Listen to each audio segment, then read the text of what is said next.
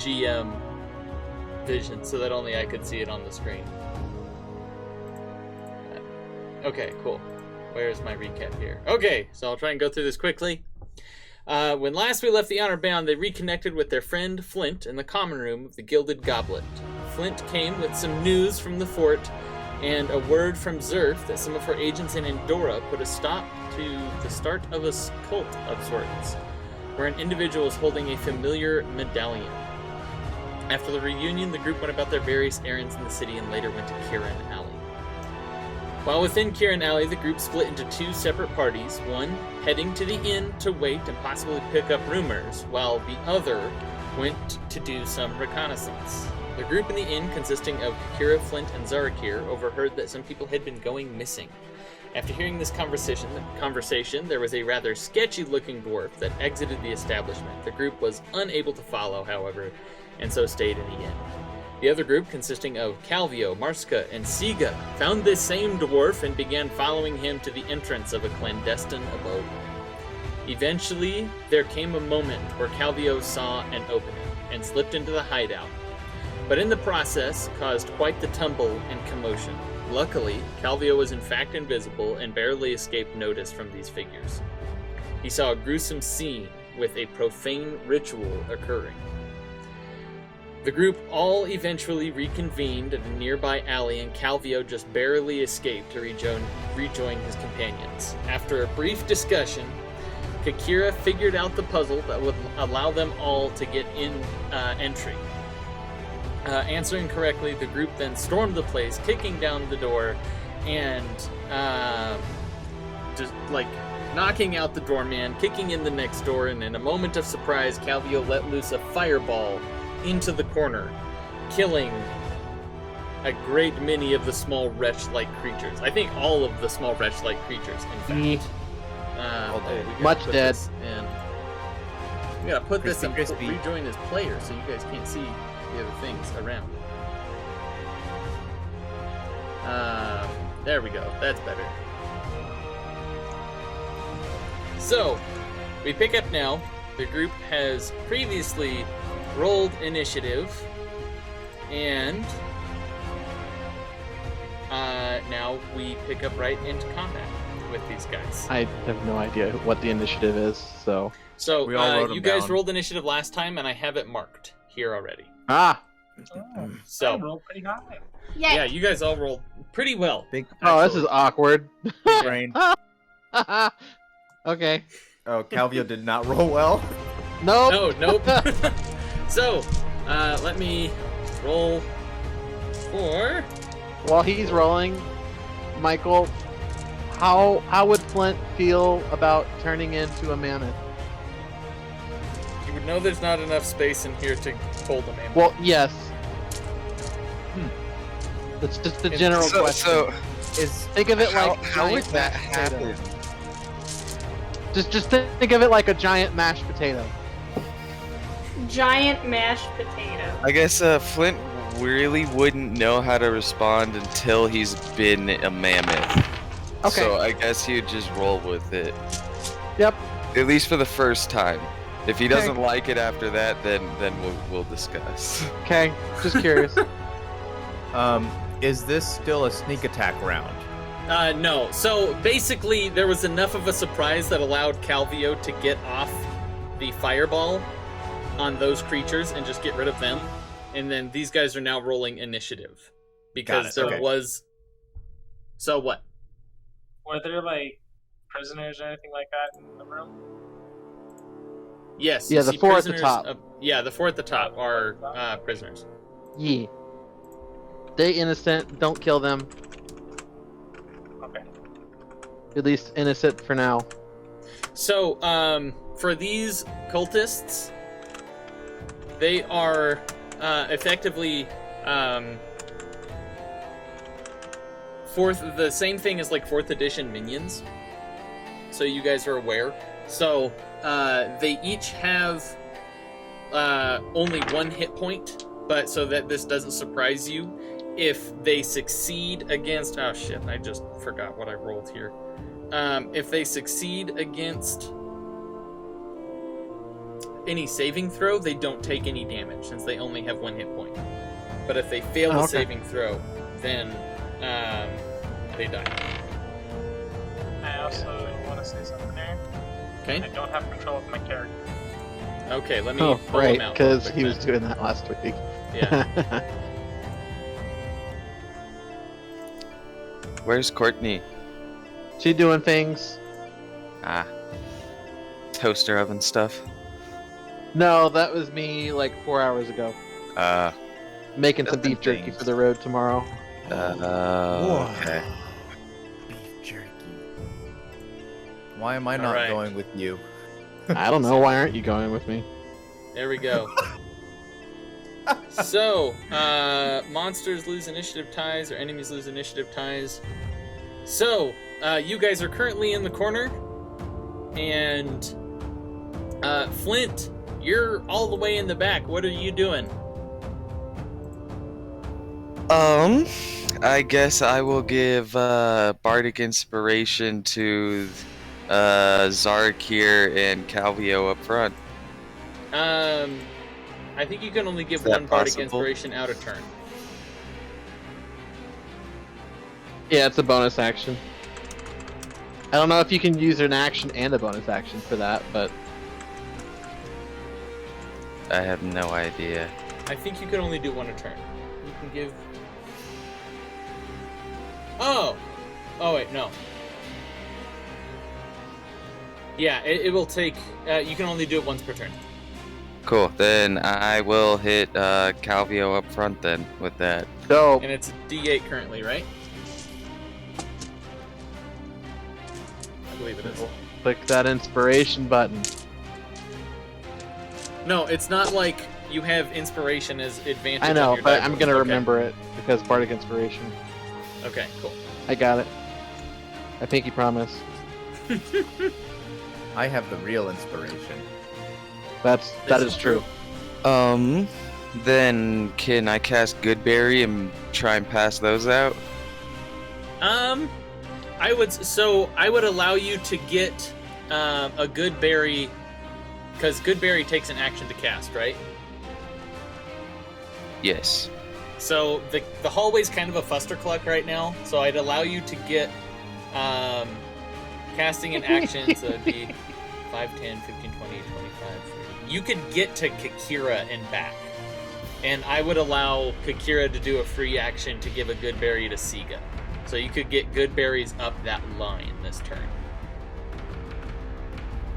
All right. Let's go for it, I guess. Okay. So you still have what is it? How many good berries does it give you? Pretty sure it's 10, or is it 8? 10. It's 10? Okay, nice.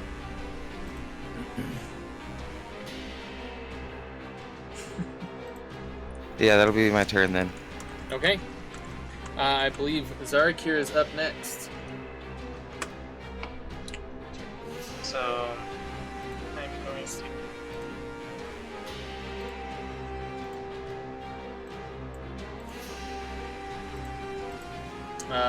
Let me drag your character back out again so that you can control them. So I'm gonna delete. Pulled out my dude. Oh, you did? There's an extra. Of me. Okay, cool. I just deleted the extra. So, moving through Calvio will cost you an extra 5 feet of movement. Yeah. Right there. So that's 1, 5, 10, 15, 20, 30. Yeah, that's as far as you can get.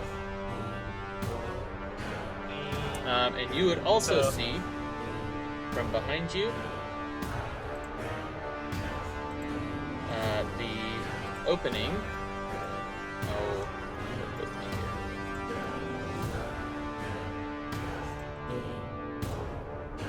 here? To another room, back this direction. Seems to be a living quarters of sorts. Alright. Who are the minions in this that you said have 1 HP? Any guys that look like this. And see paint. Oh, okay. Yeah.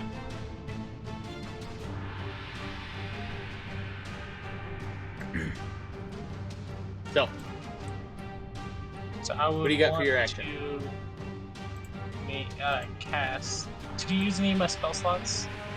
By the No. way? Okay. I am going to cast Shatter. All right. Where are you casting Shatter at? This guy. Why not? On top of this guy? I think so. Because I don't want to hit any of the people either. Is it a 15 by 15 foot cube, or is it a 10 by 10? It's a 10-foot radius sphere. 10 foot radius sphere centered on that guy.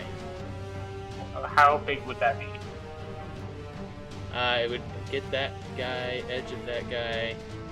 It's not gonna get him. He's too far. Oh. 4x4, I think. If it's 10-foot radius. Yeah. But it's a... Can I? So it aim gets, where I'm not hitting anybody. So it gets Like, him, and him in it. None of these guys. It doesn't get any of the hostages, no. Yeah, I'll do that. Okay. So, cultists are making their saves. What's the DC? They have to make a Constitution saving throw, and Okay. I don't know what the DC is. First one fails. Don't even need to look. Second one maybe succeeds. It's under your spells, probably. Oh. There's a save DC. They have to beat a 16. Okay. Constitution. The both of those fail.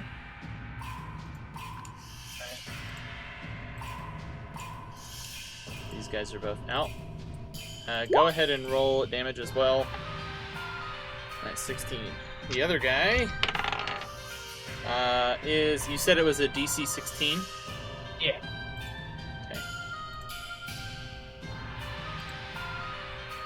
I believe he's going to fail as well. And he still doesn't have a whole lot of hit points. Yep, this guy fails.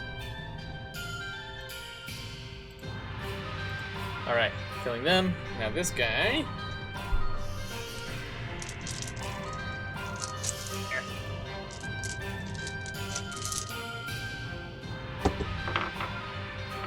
that guy will save. So does he take half damage? Yes. Okay. -8.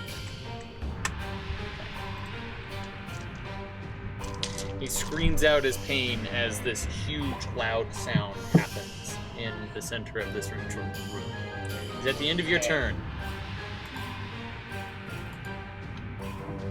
I am going to cast Hexblade Curse. Is your bonus action? Yeah.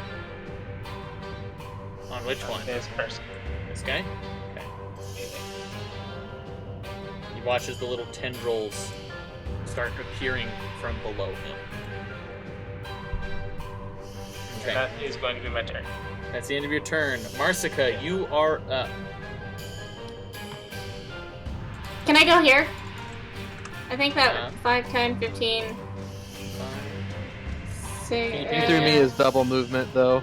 Yeah, through Calvio is double. I might only be able to go there. 5, You have 10, 35 15. movement since you're a wood elf, right? Yeah, 35. Oh, yeah. 5, 10, 15, 20, 25, 20. 30, 35. You can get up to here if you wanted to. Well, because I have to go through Calvio. Yeah, that's with going through Calvio. Oh, okay. I 5, can go up to 10, here. 15, 20, 25, 30, and then 35. Like, you can get up to here if you wanted to. Okay. So, I'm over there, I think. Over here, Okay. Can I see these guys? They have partial... This guy, I would say you'd be able to see. This one, guy? not so Okay. much yet. Okay, that's fine. This guy is who I want to see anyway. Okay. Go ahead. I'm gonna go ahead and Hunter's Mark him. Let me do that. Hunter's Mark. And then I'm gonna shoot to kill. Alright, make me an attack roll.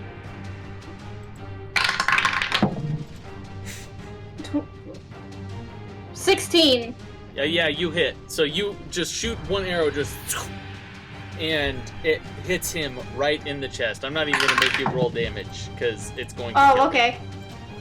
Okay. Well, I guess... Still have 5, 10, 15, 20, 25. You have 5 feet of movement still. Alright. And you still have a second attack. I do still have a second attack. Okay. Let's see. What's the best way to do this? Siga's coming up. If I go there, can I shoot this lady that Xarrikir started working on? That's actually, so the token isn't a great representation, but these two figures in these dark robes, they are both men, one with long blonde hair and the other one with a ponytail of dark jet black hair. Oh, okay. Well, I wanna shoot that one. All right, go for it. Make me an attack roll. Okay. 17. 15. Low rolls. That does get past his armor class. Okay. Let's see. What the heck do I do again? D8. D8. How did I not have those ready yet? That's funny.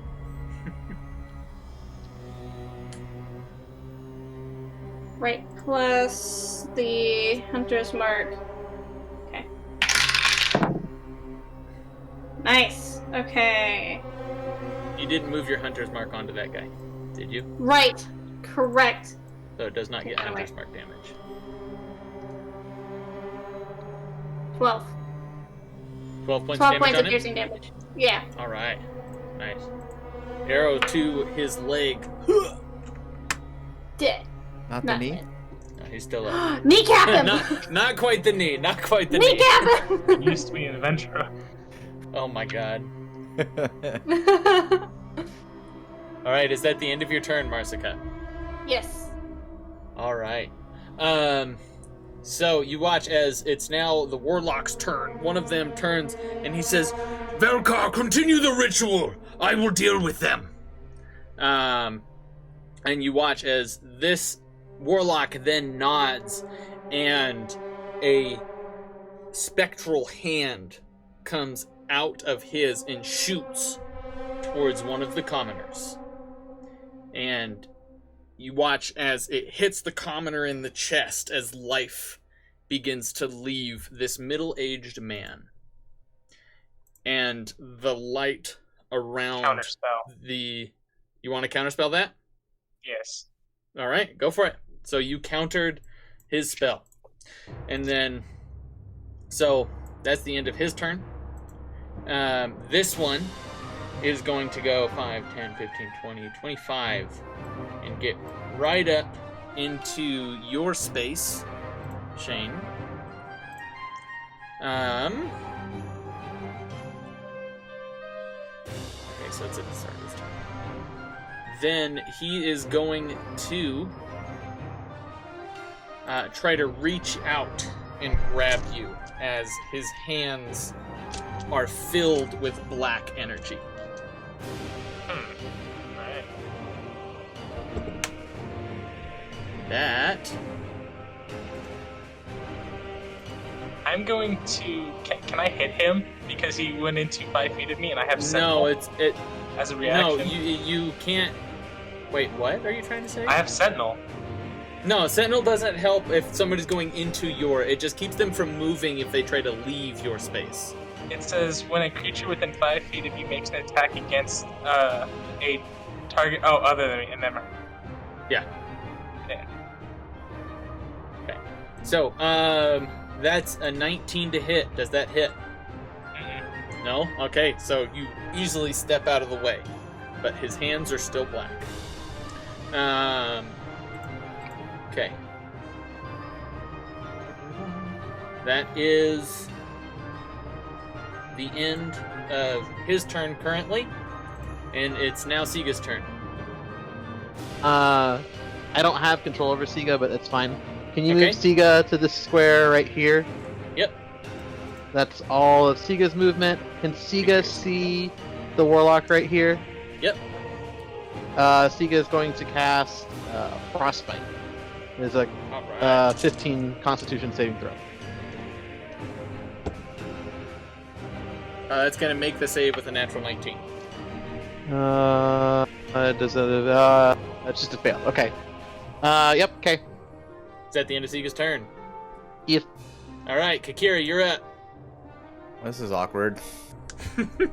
I got my shit together. Come on. 5, 10, 15, 20, 25, 30. I can get this far. Yep. I suppose I will hold a sacred flame if I see anybody. If anybody around comes the within corner. my vision range. Okay. Oh, I guess I should also cast spiritual weapon. That's All right. helpful. Nice. That one I can do. Does it have to be within range? Okay, so I can cast it within range. So can I put it here? What's the range on it? Is it 20 feet? 60 feet. Oh yeah, then that's easily within range. Great. See if I can While pull you're it up. pulling that out, I'm gonna roll. Roll for to damage. I'm a assuming you're thwack. trying to hit him. Oh, that's a it's a nat 1. Never mind. I'm not Oh gonna hit him. no! That's so sad.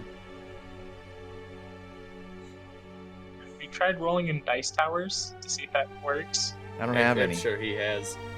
It's time to get one. It didn't work with David when I used his. You got to get a really big That's one. true. Is that No, the end like, of don't Kakira's bring turn? it. tumbles Don't bring it. that in here. I don't have space It's a- for it. I'll take an old cat tree, like hollow it out, and like put stuff in it, and like that way you can use that as your dice tower. That'll He really. can just print his own now. It's fine. Yeah. That's Just do like a right. didgeridoo dice roller. I was rolling decently last week. That is true. Is that the end of Kakira's turn? Yes. Okay, we are now up to the cultists. This one is going to rush around the corner and try and stab Marsica because he didn't know that Sige was right there. Also, Sacred Flame. Oh, yeah, that'll do it. Go ahead. He's got to make the save. 16 dexterity. He fails, so he dies. As Yay. he comes around, Kakira just goes, and this guy erupts in sacred flame. Marsica Wow, does that like guy a whoa. Thank you. This guy can enemies. I'm assuming enemies can run past your spiritual weapon, right? Because it's like, is it ethereal? Because I don't know if we've ever. a floating spectral weapon. Okay, so since it's spectral, I don't know if it I does. It does not assume it can occupy move space. through it. It's not a Yeah. creature and is not described as being large enough to fill its space. Get an attack of opportunity. That is via Jeremy Crawford. Okay, cool. It only becomes physical when it contacts somebody. Correct. Then the warlock yells at these cultists, saying, "Protect the ritual!" And these guys are gonna rush up. And then, oh god, there. That guy is going to move. Oh god. He's not very smart, so that's as far as he's gonna go. And try to attack Xarrikir, which is not gonna go well for him. Yep. This one is then going to move here. That was 5, 10, 15, 20, 25, 30 to get here. And then he is going to try and strike Marsica. What's your armor class, Marsica? 15. Now 15. you get to use Sentinel. Yeah, He- I was about to say, now because he's in 5 feet of me. Yes, you can, but I don't know what attack. It's just an lands attack. first.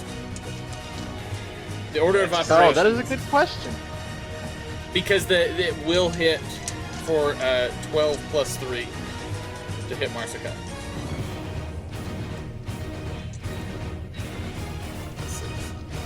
You said 12 plus 3? Yeah. For Sentinel 15. attack is resolved Oh. before the triggering attack. Oh, it's resolved before the triggering attack. All right, Shane, go ahead Yep. and try and attack. Also via 18 Jeremy plus 8. Crawford. What was that? 18 plus 8. 18 plus 8. This guy drops That as gets he out of comes his through. armor class. Yes. Oh yeah, that Saved it, definitely win! gets past his armor class. Okay. Then this one. Jeremy Crawford for the save. Yep. Okay, so he keeps his morale. He's gonna go 5, 10, 15, 20, and try and throw a dagger at Xarrikir. It's not gonna go well.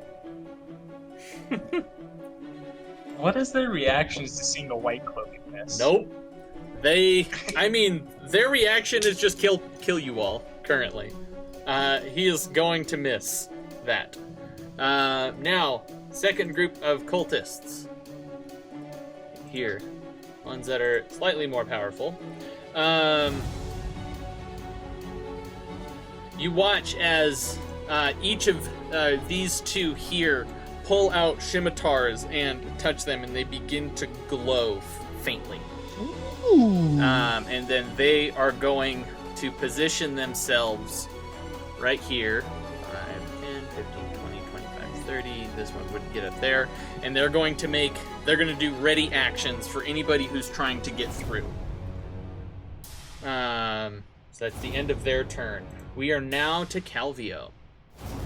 Calvio is Finally. gonna. Calvio is gonna bonus action blade sing. Okay. He is going to action cast blur, and then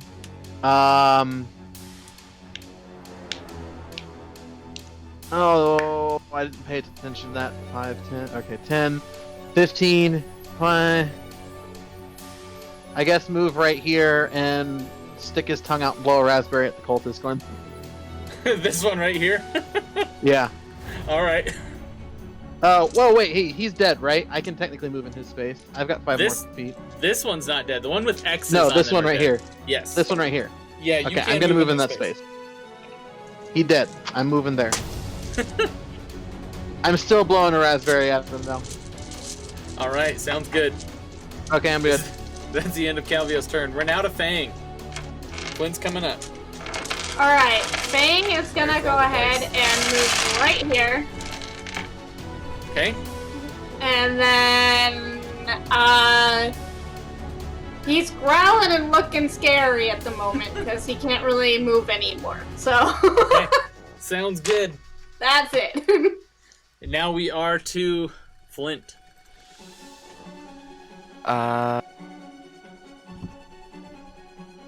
Move up behind Kakira, and I will give Xarrikir Bardic Inspiration. Nice.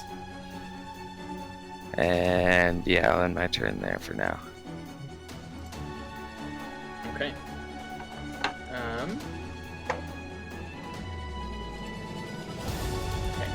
Okay. So Xarrikir has Bardic Inspiration and Calvio has Bardic Inspiration. Yes. All right. Okay. We are now So to Xarrikir.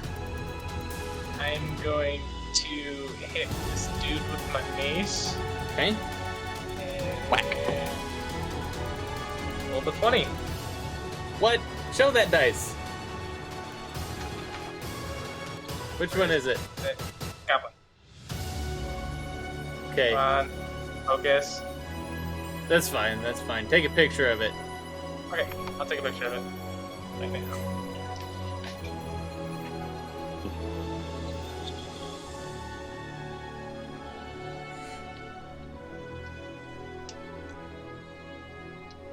Might need you to not ever use the goblin dice again. I think they're weighted.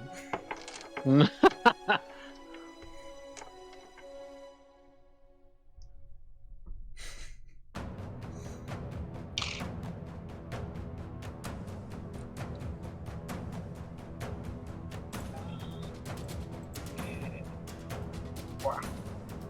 There you go. Oh my god. Alright, roll your damage. So, it is 2d6, right? It's a blurred 20. But with the... Yeah, it's 1d6 normally, but double the dice. Correct. It's 2d6. And do I add the +7 to the first, or both ones? You just add it once. Okay. You just damage the dice. You don't double any modifiers or anything.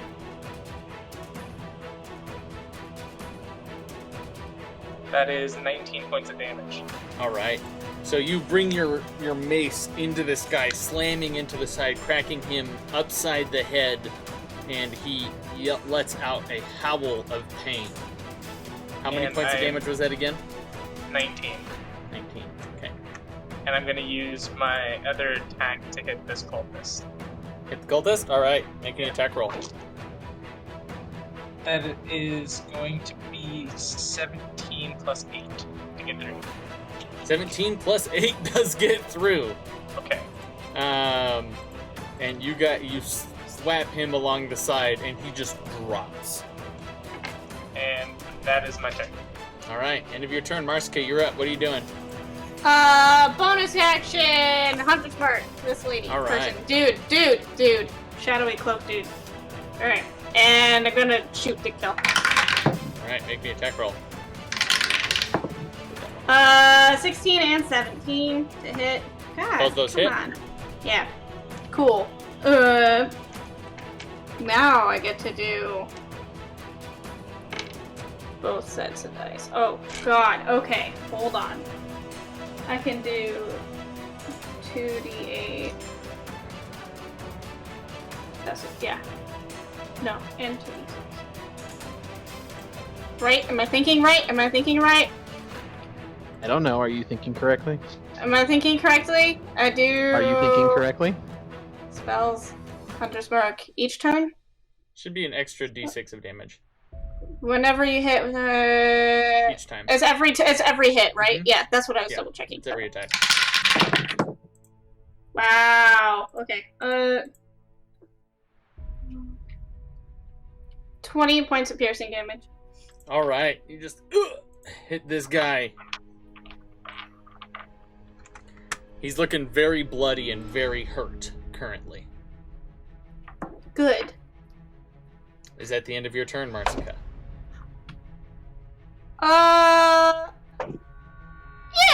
Yeah, I like this spot. I'm good here. All right. We're gonna stay. It's good. It is now the Warlock's turns. So both Calvio, Xarrikir, and Fang are within. Is it?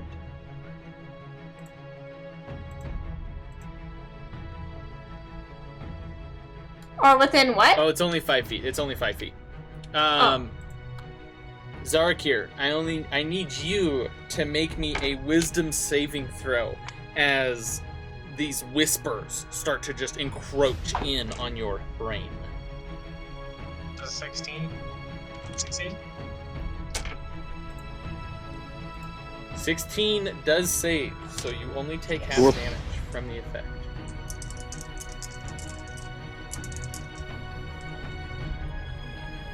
So that's going to be 6 points of psychic damage. And then... oh boy. He's going to try and attack you again with everything that he can. Need things to load faster. Actually,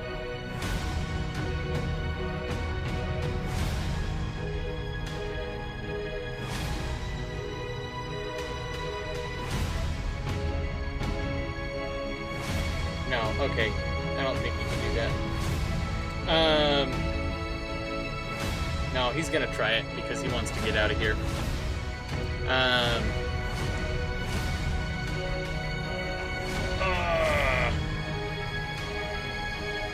Yeah, you guys are gonna watch as he is going to... I don't think it can actually work rules as written, so he's just going to make an attack. Sorry, guys. He watches his hands are black, and he's going to try to attack Xarrikir again. I'm going to use my better dice for this. Yes. Does a... Where is this? Where's that block at?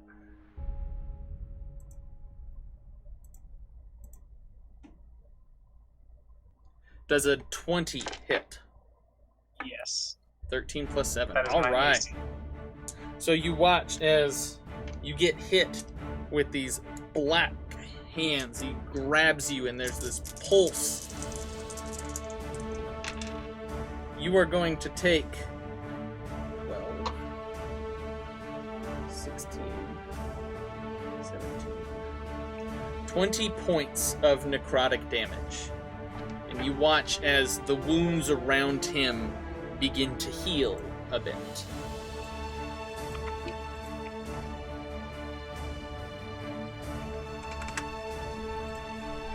And then this one is going to again reach out with a chilling grasp at one of these commoners. And unless anybody's going to stop it, this skeletal hand is going to reach out and grasp the chest of this commoner. And you watch as the commoner then perishes and the ritual in the center begins to brighten ever so slightly as a middle-aged man. That's the end of the warlock's turns. Sige is up. Kakira's on deck.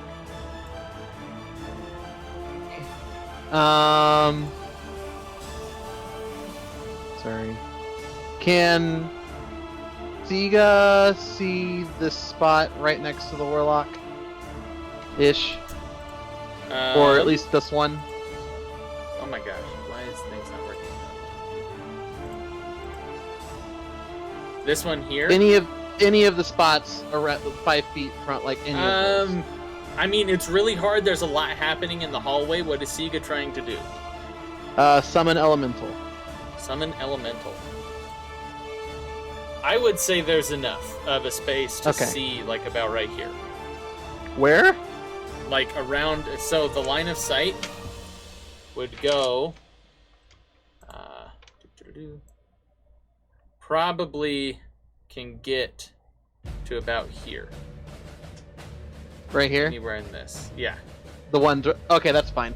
So Sige is going to cast Summon Elemental on the square below that one. It is an air elemental. Okay. Here, I'll put this in the chat just so that you can see this too. That would be great. Oh god. Is this from Tasha's? Or is this from PHP? This is from... Yes, this is from Tasha's. Okay. And... Alright. Where does it What say? size is it? Is it just, is it a Medium. small, medium creature? Okay. Mm-hmm. And it shares my initiative count and goes immediately after me, so no worries about that. I have to command it to do something, but it's no action required. And if I don't, then it takes the dodge action. But I am going... Sige is going to command it to hit the dude twice and get him to stop his shit. So it's going to take two slam attacks at the warlock thing, Duber. Nice. What? Your spell attack I know how modifier much to hit. it was. Okay, great. +7. So first attack is a 21 to hit. Oh yeah, that hits. Second attack, it's done. We're gonna roll a different dice because it just bounced out. Second attack is 17, 18, 19, 20, 21, 22, 23 to hit. Yes, both of them hit. Kakira's coming up on deck. So that's the first attack is 10 damage, 10 bludgeoning damage. Okay. The second attack is also 10 bludgeoning damage. Nice. And that's Siga's turn. All right. The elemental Now I gotta go comes find the through and just slams this thing twice. Is it a concentration spell? Yes, it It is. is. Yes. Okay. Cool. Is that the end of Siga's turn? That is the end of Siga's turn. All right. Kakira's up. Calvio's Okay. I'm gonna start by thwacking this person. All right. Go for it. Then I'm gonna try the attack. thwack again. 19. 19 does hit. Great. Oh, I forgot I to should do know how much damage this does at this point. Okay.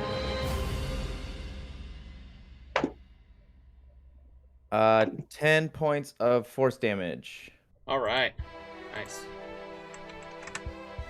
And then can Okay. I also cast Toll the Dead on the same person? Can I see Oh, them yeah. from where I'm at, You can- or do I need you to can- move? You'd probably need to move, but that is something you can do.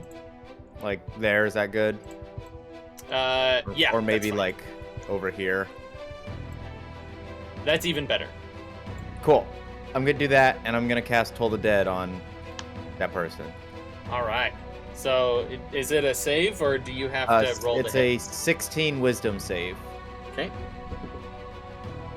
That is an 11 to save, so it fails. Woo! Okay, 2d12s. Here we go. Oh god! Oof.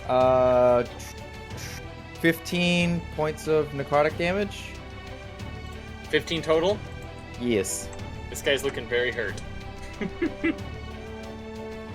So much for that healing. Yeah. If he didn't sap that life from Xarrikir, he would probably be down right now. That ends my turn. All right.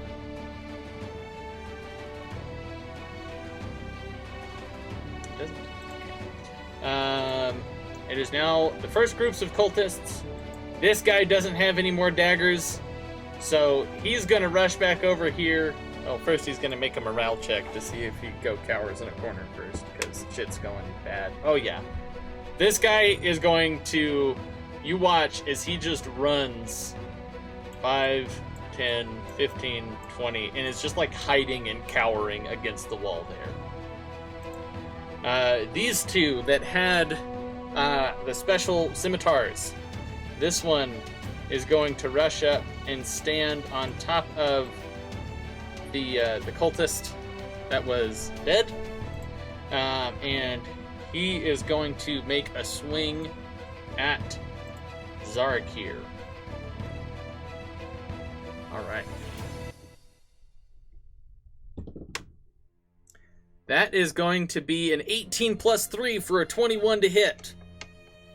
That gets through. That gets through? Mhm. Okay.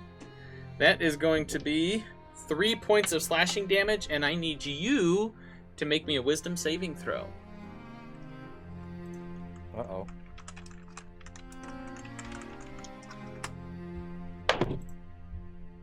That is going to be a 17. 17 saves. You feel these whispers kind of come in and start to surround you again, but you push them off. This one is also going to rush in. Can an enemy occupy the same space as the Spectral Guardian? Said Yes, that the And it doesn't take up the space. So. Okay. Oh, sorry. I'm just gonna- I think it would For be sake of funny this. if they did occupy the same space. I imagine like a big tombstone that's spectral would maybe obscure their vision or something. I don't know.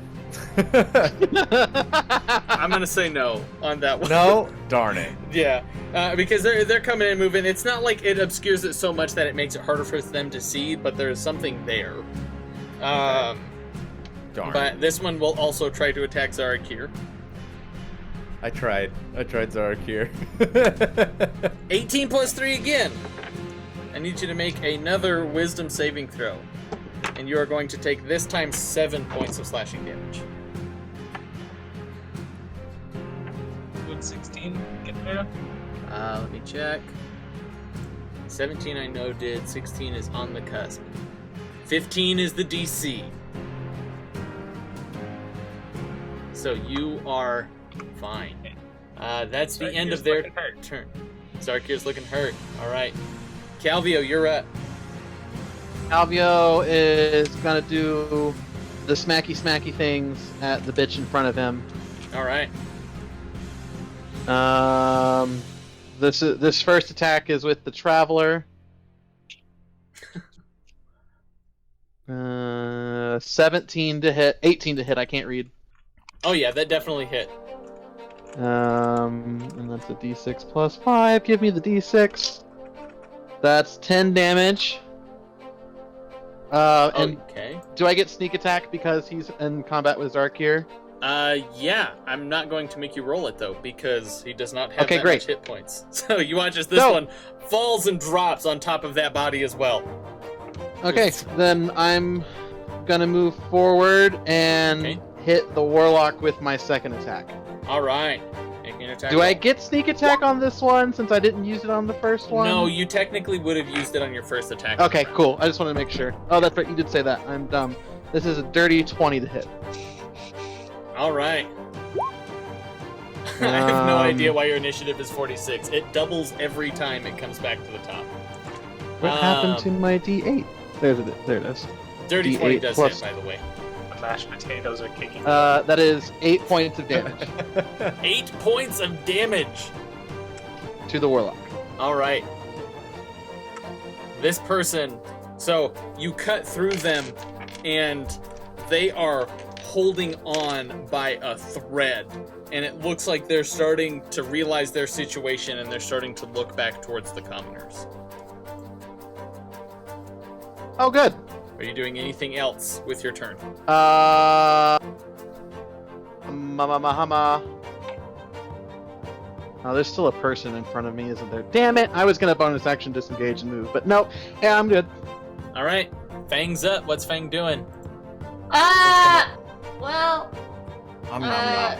there is currently a row of people in the way, but he's gonna move here and he's all up in Xarrikir's business, trying to Growling get looks to scary. the bad guys and barking, and yeah, he wants to eat them, but that's about it. All right. Nice. All right. Flint's up then. What's Flint doing? Wow, Calvio and Kakira 69 both now. have. Nice. Nice. If I move right here, can I touch Xarrikir? Yes, you can. You can reach around the corner and touch him. Is that what you want to do? Yeah, I'm gonna move there, and then I'm gonna cast Cure Wounds.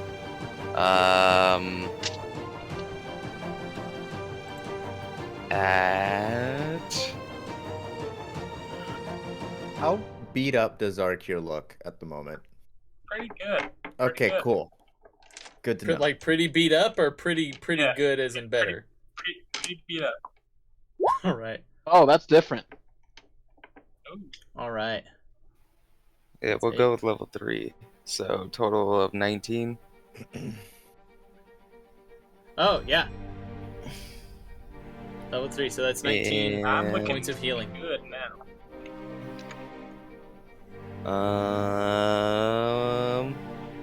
Yeah, that'll be my turn. All right. Xarrikir, you're up. What are you doing, man? I am going to use... These are humanoids, right? Yep. Alright, I'm going to use my feet, a cursed specter, and I'm going to look at one of the cultists, and I'm going to have their soul rise up as a spectral form. That takes a minute to do, doesn't it? It just says, at 6th level, you can curse a soul of a person you slay, temporarily binding it to your service. When you slay a humanoid, you can cause its spirit to rise from its corpse as a specter that appears, it gains temporary hit points equals to half your warlock level. Roll initiative for the Spectre. When it is its own turn, it obeys your verbal commands and it gains a special bonus to attack rolls equal to your charisma modifier minimum of 0. And it remains in your reserves until your next long rest, at the point where it vanishes. Okay. Once you bind the Spectre with this feature, you cannot use it until you finish a long rest.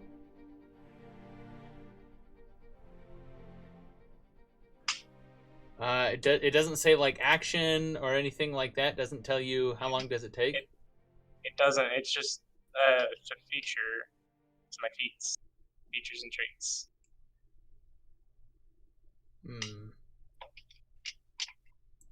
Spectre, nope. All right, I'm gonna grab my Xanathars real fast.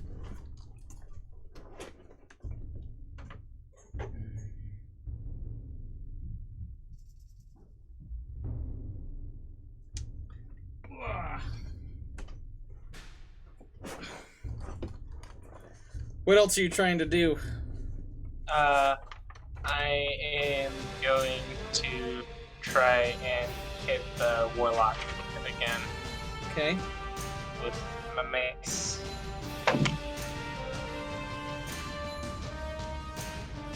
Yeah, that's a 15 plus 8 to get through. I'm pretty sure that gets through.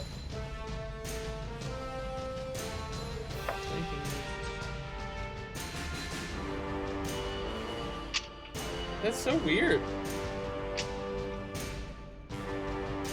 And I'm gonna do 13 points of damage to the warlock. Alright, so we'll say it would probably take your action to summon it. Summon Spectre 5D Warlock.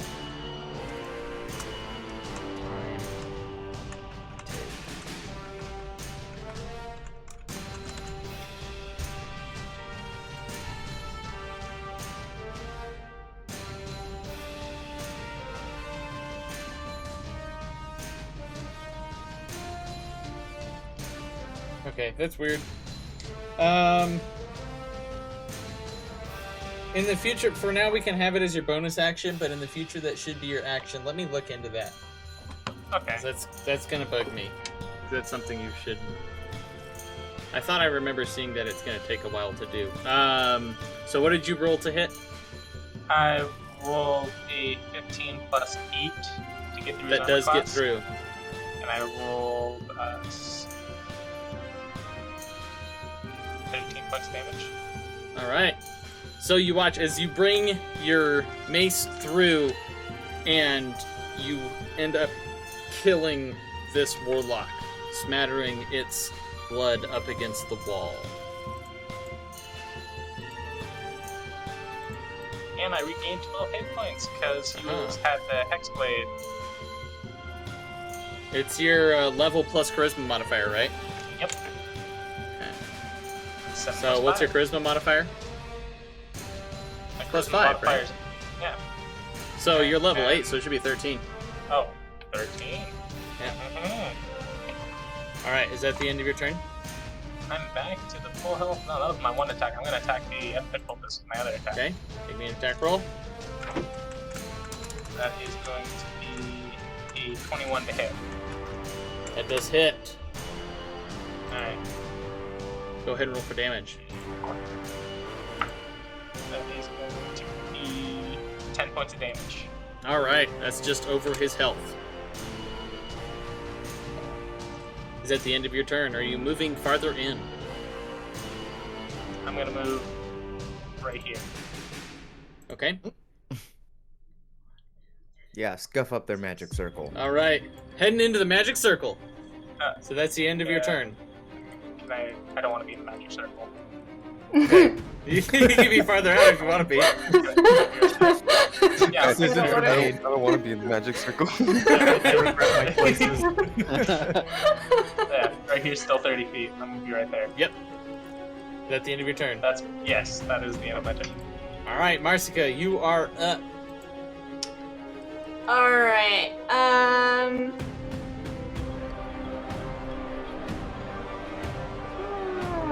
we're not getting crazy far now, are we? Nah, we're okay still. Not that it matters. Yeah, let's Hunter's Mark on to the next one. That's the same type Using your of bonus person action? creature. Bonus action. Alright. Yep, bonus action, Hunter's Mark. And yeah, attack to kill. Shoot to kill. Shoot to kill. 25 to hit for the first roll. Yep, 21 to hit for the second roll. that definitely hits. For both attacks. Alright. 2d8. If I can not miss the dice tower, that would be cool. Wow! Okay.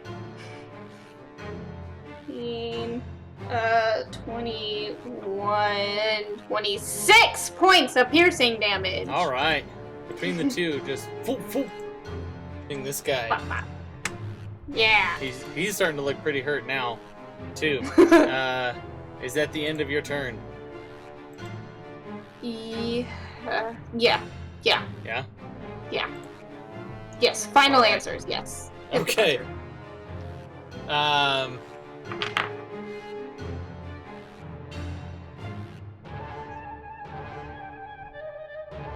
Haha. Oh, this could have worked. Oh, well, shit.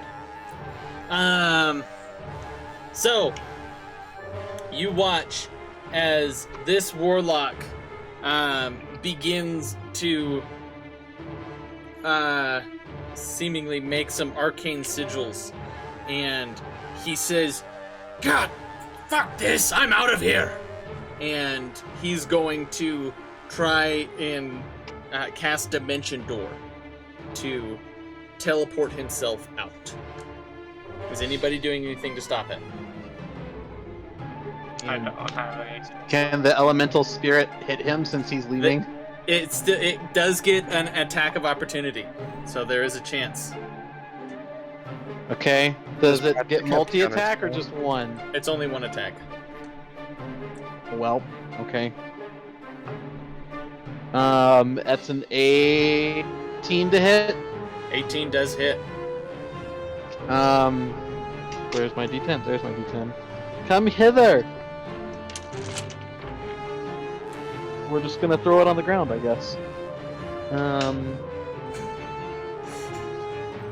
That is 14 points of damage. Oh man, he looks really fucking hurt. So, but since he is teleporting out of here, if nobody's going to cast Counterspell or anything like that, I need somebody to roll me a D100 because there's a chance that Wait, does Patrick have counterspell? I have it, but I don't have any spell slots for it. Patrick, do you have counterspell? Unfortunately not. So, I need somebody to roll me a D100 because there is a, we'll say a 20% chance that he is going to teleport himself into some inanimate objects. Do you want someone? Yeah, I was just gonna say. Okay. So That's fine. We can talk about it later, I guess. yeah, in the future, let's talk about who's gonna decide to do that. Oh, my bad. That's Sorry. okay. So you roll an 81, and you watch as he goes and teleports out.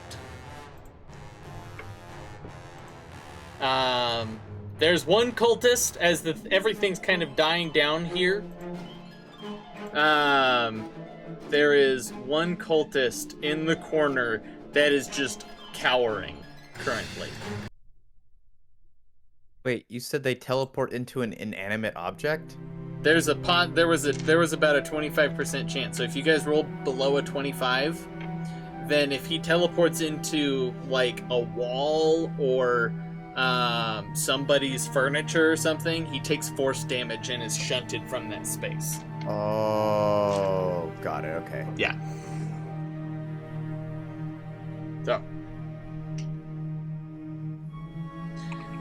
So what are you guys doing? You've got a roaming elemental in this center. 3 incredibly scared commoners chained to the wall. I'm gonna work on getting them unchained. All right, so you're making your way I over will there. help unchain. Unchain the commoners. How high are they Calvio. up? Sorry. No, go ahead. Is Flint even able to reach the chains? Yeah, Flint's able to reach the chains. They're kind of like maybe about their arms are like maybe 5 feet off the ground, and they're like hanging like this with these on the ground. Gotcha. So, go ahead and I guess make me thieves' tools checks, both of you guys, as you're trying to unlock these. If you guys have thieves' tools, Then I look for a key. you can definitely look for a key. Make me an investigation check. Patrick, I don't know how long it's been, but you might want to check out the one that died. Oh. I do not have these tools. Investigation. So yeah, so heading over. No, the villager that died. Oh, the one I was standing next to anyway. Oh, sorry. My so- character was standing next to it. I should not be standing next to that one.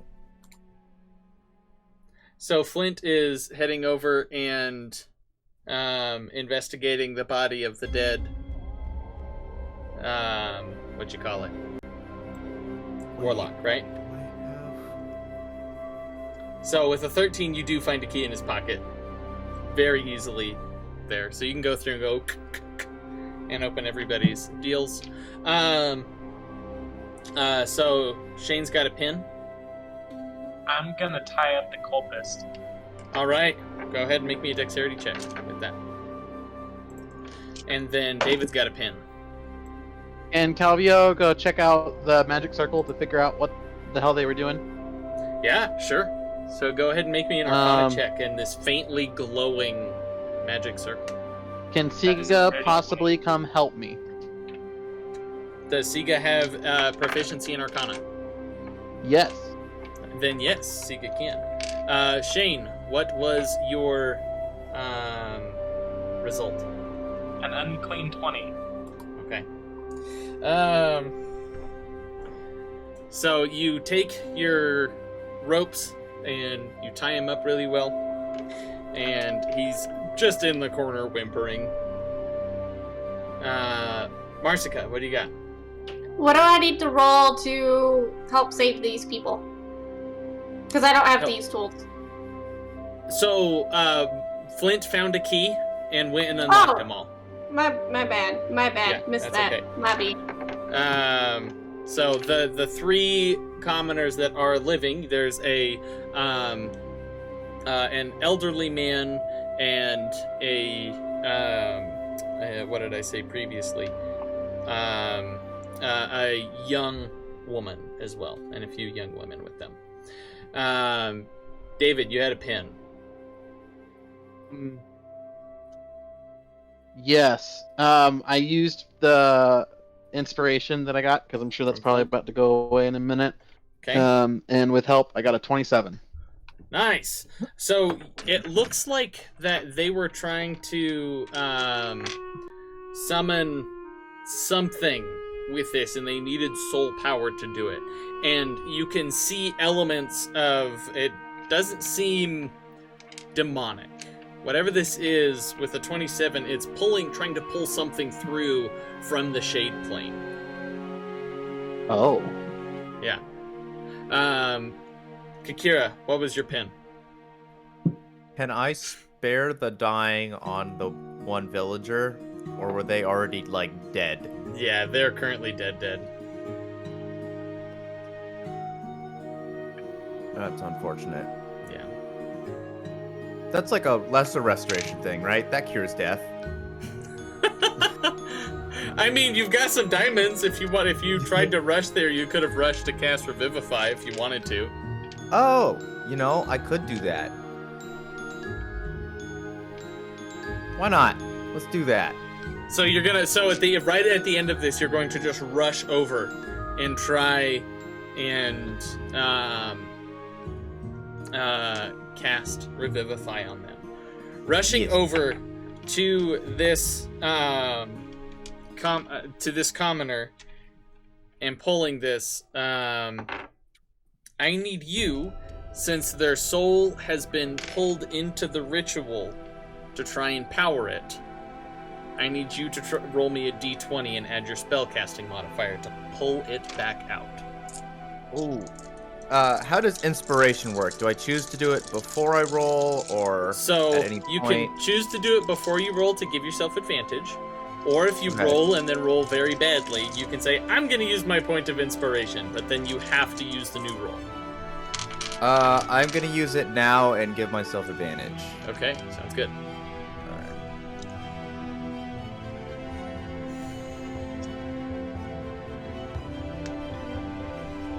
Alright, and it was with my spellcasting modifier, is that right? Yep. So, 24. 24 is enough. So you see, you Ooh, watch, wow. Pulling this out, you watch as this energy from the ritual gets pulled, and you watch this like little white wisp kind of head back into the mouth of this middle-aged man as the diamond is burst into dust on him and lights up, and he's just like, oh my We God. all see like this glowy like kind of thing happen. Yeah, oh yeah, everybody sees this with the diamond just glowing. Alright, so this And is it's probably Flint's first time seeing someone brought back from the dead, and he's gonna like walk up to Kakira and like put both hands on her shoulders and just be like, "You have the power of the gods." Like, She's slightly confused and slightly, I don't know if shy is the right word, but kind of like, not really, but okay. continue freeing everybody. Calvio's got a pin. And since I've figured this out, can I go check out the special sword things? Or did someone already Of do course, yeah. So as you go to inspect these swords, it looks like with the death of the individuals, they seem to just be mundane scimitars at this point. that? Is there any kind of residue or marking that would let me have information as to what happened? Yeah, sure. You can go ahead and make me an Arcana check to try and look for that.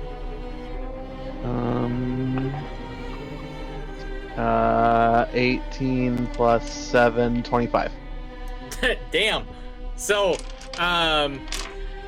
with this, you kind of see these swords and you watch, like, kind of you turn their palms over and you see this strange rune inscribed on it. And it was the palm that they kind of went up across the blade. And you're not entirely sure what kind of magic this is, but you're pretty sure that whatever it is induces some sort of madness. Of madness? Mm-hmm. Can I try to, like... Wait, does it look like it's, like, tattooed? Or, like, It cut looks into like their... it's carved and cut Oh. into their hand. So, okay. Can I, like, just write down what the rune in their hand is in, like, a Oh yeah, of notebook? course. Okay. Never mind. So the commoner is now, I gotta get the X off of them because they're now alive. Not don't dead. forget to mark off that diamond, Patrick. Oh, yes, I forgot about that. I suppose I'll have to get a new one later. Is that this one? I think Good it thing I is. know where you can get one. I'm curious, Uh-huh. Aaron. What's if, up? If we had a artificer and he used that diamond and the diamond broke, could he use men to mend the diamond back together? To be used again? Yeah. No, it can't. So basically what happens is, like, you watch as it bursts into this diamond dust that covers the body and then glows, and when you look back, there's no dust there. Like, the spell component is consumed in the process. Okay. So, all right. So, as a reminder, Calvio, when you first came in here, you did see something on the back wall Yes! as well. Yes! Can I... Oh, shit, there's runes on that. Hang on a second.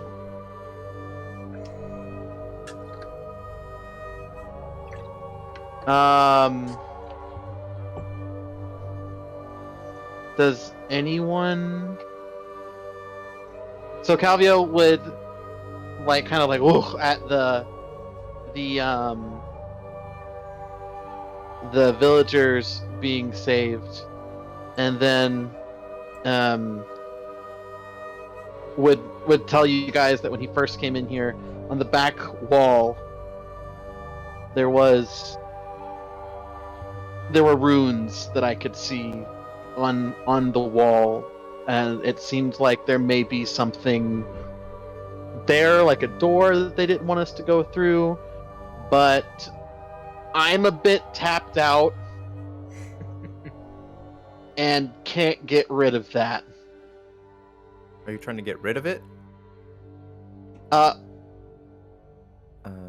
If we want to go in there, we should probably dispel the magic that's on the runes. I don't want to try and figure out how to go through there without that.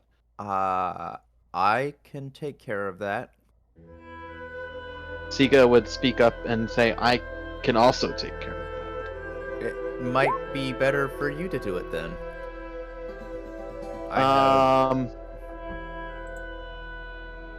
mean, I don't know. Sige has dispel magic. I have used some very powerful spells already, so. If you can do it, Sige, then that might be better. Does Calvio remember if there's one or two? I think an hour. Hang on. It says an concentration hour. up to 1 hour. Okay, cool. So elemental's still just like roaming around in the corner. You see this little tornado with a face, like Hercules, just like around the room. So I guess Calvio and Sige would go over into the room and like chat for a minute with him, pointing exactly where it is, making sure she knew exactly where to like aim her dispel magic. Does Calvio remember if there's one or two rooms? Because David doesn't remember if there's one or two rooms. There was one? only Okay. one. Yeah, there's only one. And then Sige is gonna point and cast dispel magic where Calvio has aimed her. Go ahead and roll me a check with. Oh fuck! Now you know this was a higher level glyph of warding. Shit. Yep. DC equals 10 plus the spell's level. Okay. Hang on, let me see. She would have cast it at the lowest level she could have because we didn't know, so that's 3rd level. Okay.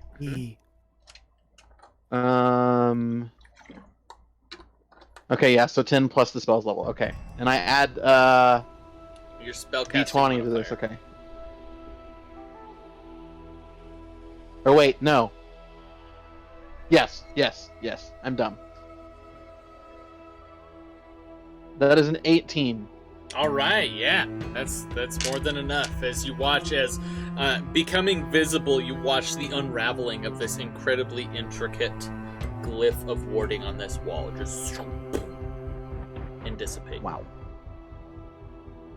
Can Calvio go up and like kind of feel around where he saw the door, like the edges, to make sure that it's not like trapped or anything besides the magic?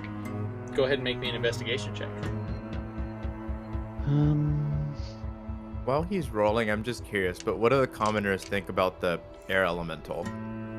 They're scared as shit along the wall. The other one that you're kind of with is just like, oh my god, I can't believe I just died.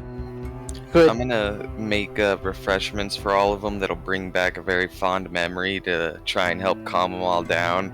And I will also create bonfire and create a little fire for all of us to kind of sit around to like make them feel at ease a little bit. Okay, sure.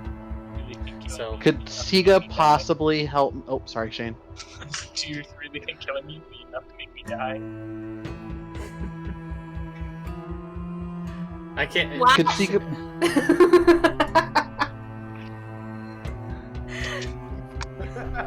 I'm gonna use the thing that we talked about. Shane, can you turn your mic up because I can't hear you that well right now? It's Someone's fine. covering it. Okay. Calvio. Can Sige possibly come help me look for traps? Like, over Yes. my shoulder, like, follow with me? Is Sige proficient in investigation? No, but she's really damn perceptive. She's not, like, feeling, she's just watching as I go. Thank you. Yeah, sure. It's fine. Oh, okay, Yeah. cool.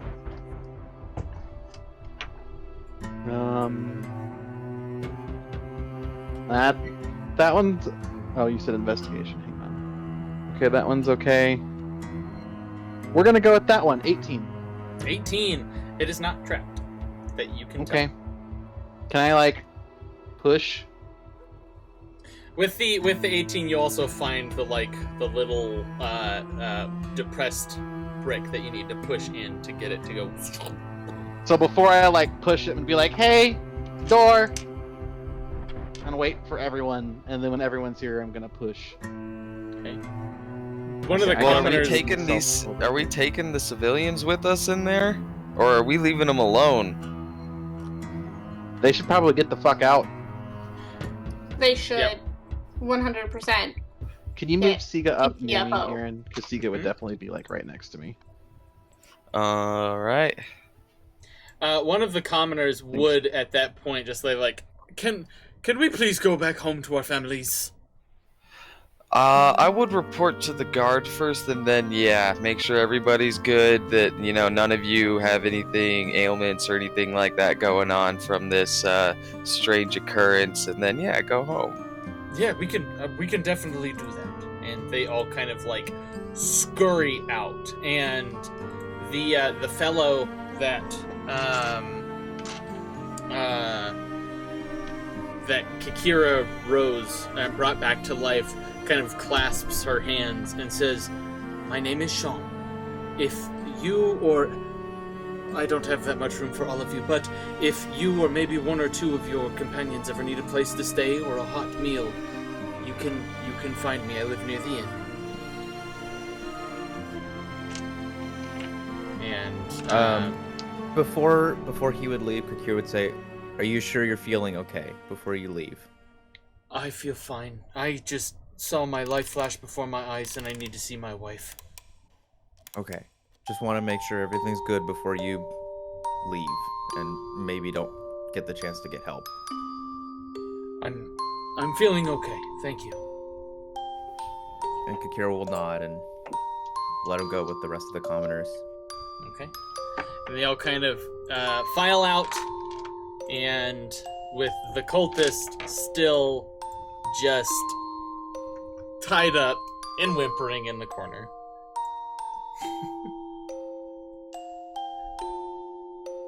Should If everyone's here, I'm gonna like an open door. So is everybody going by the door? Do we want to talk to the cultist at all? Yeah, I was. I mean, Right. we don't all have to go, I guess. I think Kakira would stay behind. Marsica would stay with Kakira and make sure everything would be okay. Okay. It's fine. We'll just yell if something goes bad. What could I- possibly go wrong with You- Calvio opening a door to nowhere? You're dexterous, just scream out. Here, you want Fang? Here, take Fang. Help! Yeah, Calvio, you seem to be able to get out of any situation. There, at least there's one dexterous person over there and one dexterous person over here, okay? We've No, learned it's totally this fine. lesson before. It's totally fine. So, Xarrikir, I you've need got to a pin. take all of my shit off. Can I roll an intimidation check on the cultist and basically yell at him what the hell he was planning on doing here? What was Sure. he trying to summon? Yeah. So you say what were you trying to summon? Just yelling Yeah. at him. Yeah. Sure.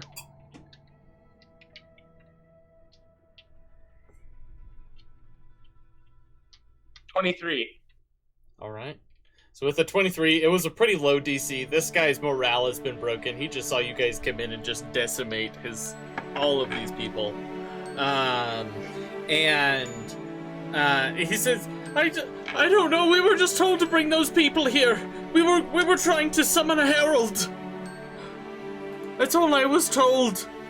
Harold? A herald. Who's Harold? Umar? No, not herald. Like a herald, like a bringer of what's to come. So what is Harold going to bring?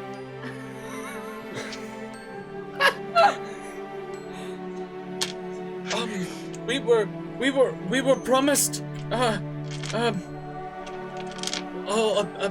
place above, and a place of rulership over these lands. If we help bring them here. Okay, so bad guy told you if you listen to them, they'll give you power and you'll be free to rule the world. And yeah, right. Okay, typical. Yes, that sounds. Yes. Just another one of his pawns, huh?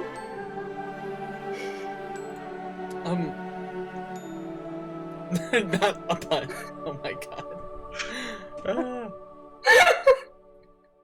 Marsica's just gonna degrade him while Yep. You guys just sit and degrade this cultist. That's basically all he knows, is that the other guys knew more and that he was promised power and wealth to help sacrifice some of his commoners or his fellow citizens and help bring this otherworldly entity into the world. Hey. Well, There's a spell that would have helped us with this, but I do not have it prepared. Womp. well, you suck. No, What Well, I spell's didn't that? know. What's You going suck. on? What do you? I mean, Sige might have it. I don't, because there's a little bit of crossover between cleric and druid. Feel like probably not. Props not, but what is it anyway? Speak with dead. Actually, Oh, I yeah. don't think Sige gets that one. Yeah, I don't think so. Yeah. You guys, if you did prepare that, you could talk to the dead warlocks and cultists and things. Yeah. So- well, next time we go in and murderize a bunch of people, I'll prepare that. this happens probably so often should. and you have it prepared. I've never had to use it before. Well, we often shoot first and ask questions later. So I don't know. We've been pretty good about saving at least one person to question. We just saved the wrong guy this time, I guess. fair enough. True. I assume Alright. the cultist can hear all of this. Yeah, he's like just shouting kind of across the room. I mean, Calvio would be shouting this like down the hallway, Yeah. like by the door, leaning up against it, waiting for you guys to get done to push the button. So are you waiting for them to finish the push the button, or are you going to push the button while they're talking? Calvio would probably get impatient if there's people here and would push the button. All You right. sure would. So you push the button. The door slides open. Let me go ahead and show you what we have in here.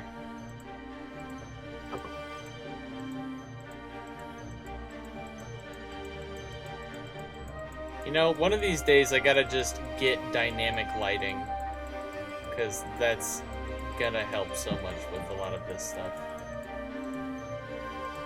So, opening into this room, Oh, to bring this down, you see an incredibly nice office.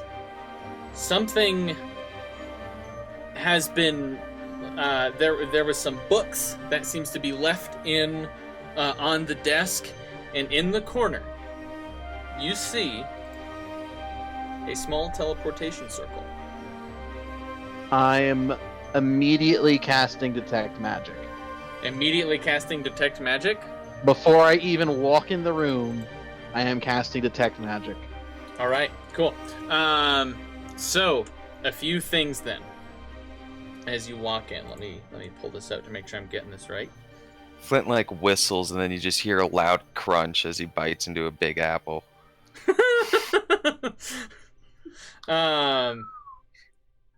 So casting Detect Magic, you see there are two heavy things of conjuration in this room. Currently, the teleportation circle in the corner is one of them. There's a plethora of books. Those ones don't have any magical things. But also, this statue here radiates conjuration magic. Oh, good.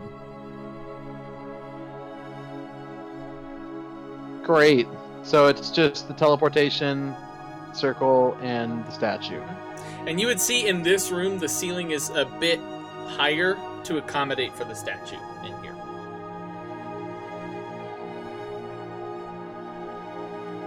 That's great.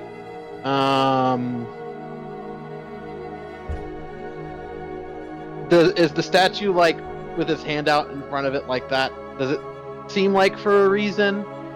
From what I can tell. From what you can tell, it just seems to be decorative, and it's just holding its hand out, just like looking at something.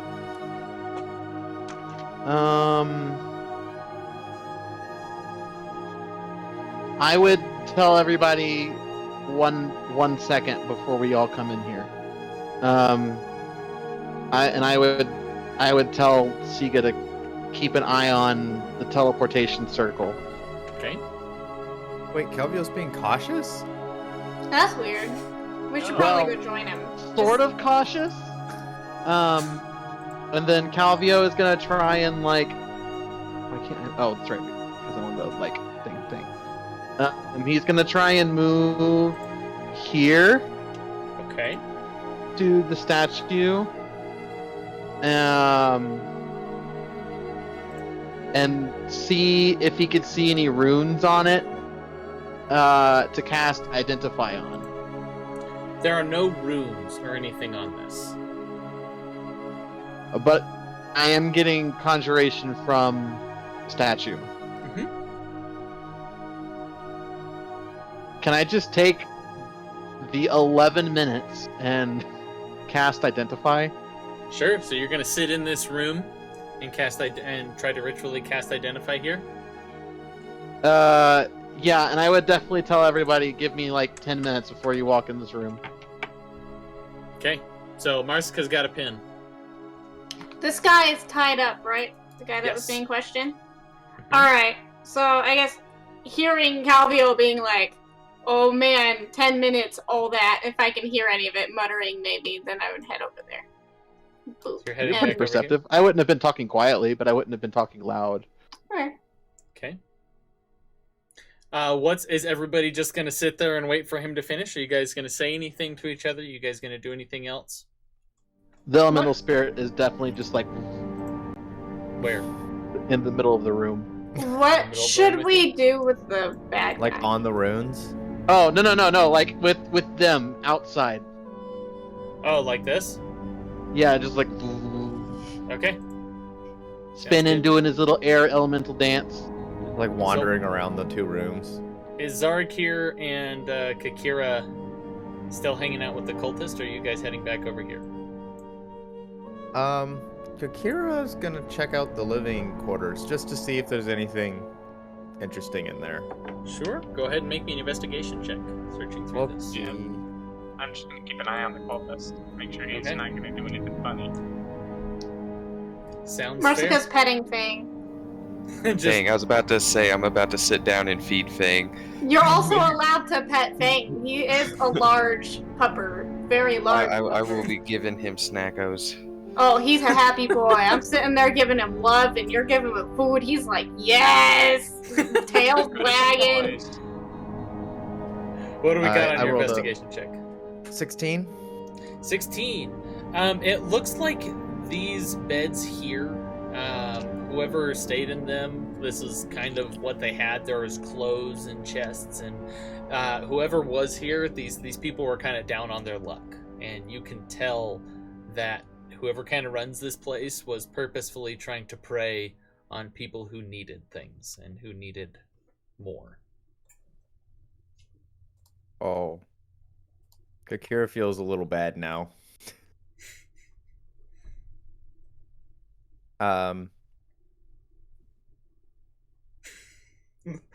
Michael's He just would- like, meh, they're cultists. I was thinking the same thing, though. They made their choice. Kakira would walk back over to the cultist Okay. that we have tied up, and she would. Are there pockets or something in the robes? Sure. Yeah, there's some pockets.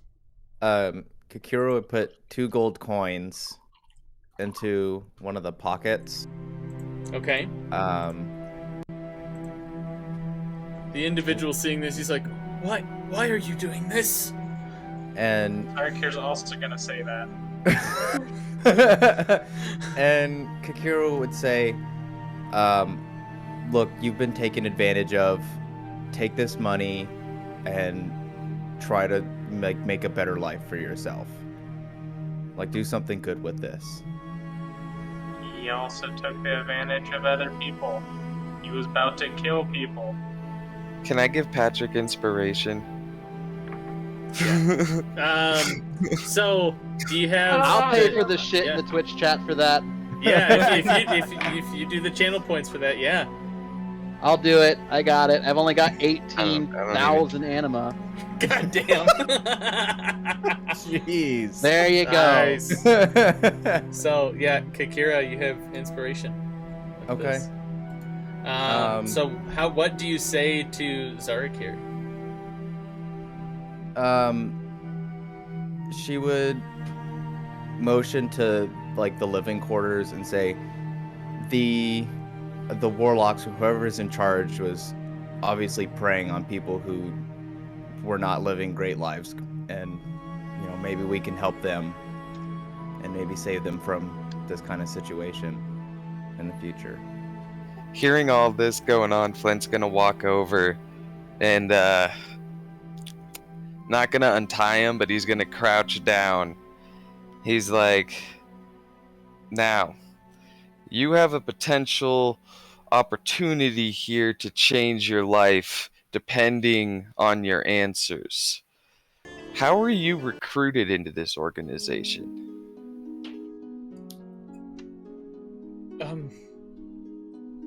Well, and he kind of points towards the body of the warlock in the hallway. He says, Velkar approached me. I was one of the first, I think. He approached me when I was walking home about 2 weeks back or so.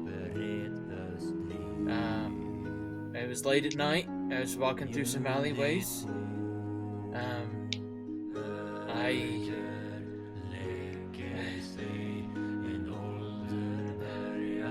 I don't know why I felt the need to do it, but something about him pulled me here. Maybe the thought of not going to the factory every day, being able to take care of my children. If this went Were through- there others besides him recruiting that you know of? I don't think there was anybody besides him recruiting. Well, and he kind of points towards one of the other ones that had like the purple blade, and he says, Selvin there. He went out sometimes, and he was trusted enough to bring in lost souls, is what they called us. And what factory did you work at? I worked across the way on the other side of the Arasil Monastery, helping maintain the engines of war and helping create some new ones. Kind of look up at Kakira and Xarrikir. I'm like, you guys got anything?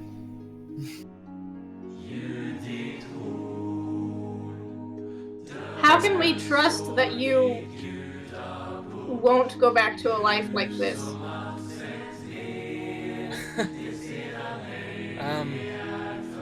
Well, this was one scary-ass situation, and this is what it's gonna get me into. If anything, I think you scared me straight with this. But I'm gonna create the little dish that gives him a really good memory, and since he talked about his family, hopefully it'll like give him a memory of like his kids and family, but it'll be like a really kind of juicy looking like little flaming young, like, kind of cutlet that he can just, like, eat. And since he's a poor commoner, considering he doesn't get meat like that often, I'm hoping that it's gonna, like, cause that drooling effect almost. Oh my god.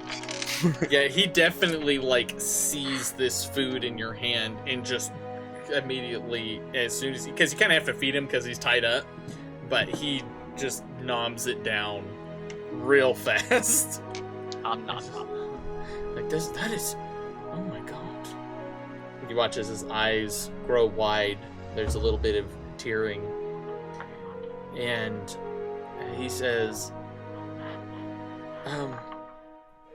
well, I think I know now not to, dally in this sort of business, because it's not going to help me or my family, for that matter.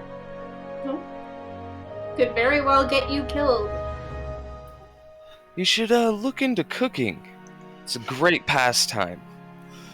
Oh, my wife always says I add too much pepper to the meat. Well, maybe you should learn how much pepper is too much pepper. I like a lot of pepper. Looking down. Kakira would also nod at that statement. Yep. I feel we should probably keep some tabs on him if we're going to let him go. But my vote is to set him free. Kakira would nod and say, I also already gave him 2 gold, so... Yeah. What is Well, Xarrikir maybe saying? you should have waited for the questioning, but lucky for you, I also agree. What does Xarrikir have to say about this? This is kind of goes against his morality. This person broke the law. He still needs to atone for what he did. He still needs to go to prison, at least, or jail. He did break the laws here and the laws of humanity. Like, he was about to kill another person to summon something else. He needs to atone for that somehow. That is the same as saying you being a part of the White Cloaks, a group that has done wrong in that faction. You must atone for that group's sins. And This I is have been. mad. I've been trying to change everyone's opinions. Then give him the chance to. He still needs to atone for what he's done. But maybe not go to prison for it. We did kill all of his friends in front of him, and almost him, if we hadn't taken him prisoner. That's a pretty brutal thing to watch, you know. It is also a very brutal thing to watch us killing 4 or 5 innocent people. Defenseless. Chained up to a wall.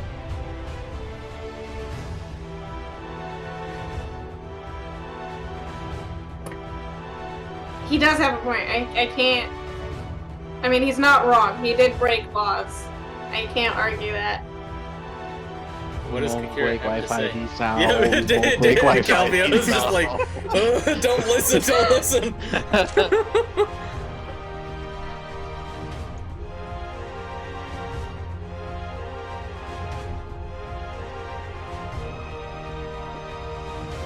Somebody in the Sediver in the chat says maybe he can atone with community service. Hey! That's a... I like that. Does How the party about- have a pack mule? Oh no! Well said.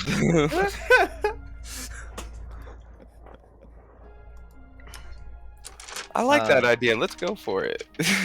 Which one? Community service. Okay. Community service. Just had to make sure. So Kakira would speak up to Xarrikir and say, perhaps instead of going to jail, he could atone for his crimes by helping out the community. picking up trash, something along those lines. Volunteering at the orphanages and hospitals and other places. Perhaps cooking somewhere.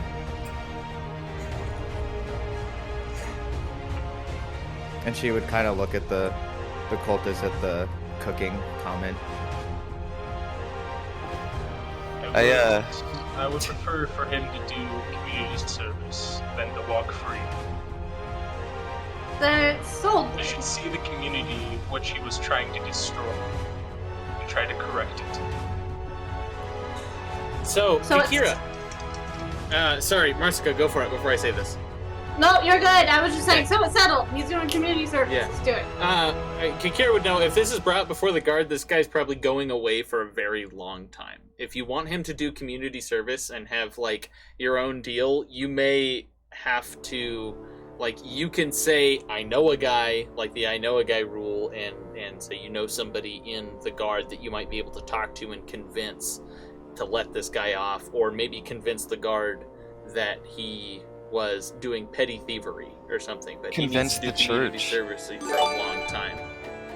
You could Thanks for do it gifting with the this up. church. Oh, that's a really good idea, actually. Oh yeah. Church would make him volunteer all over the fucking place and do all sorts of things. I think that would be a good idea. The church, you would say, like, so if you leave him tied up here, so we can move forward, then we can say that he, after this, you can take him to the Cathedral of St. Saya and put him there for community service.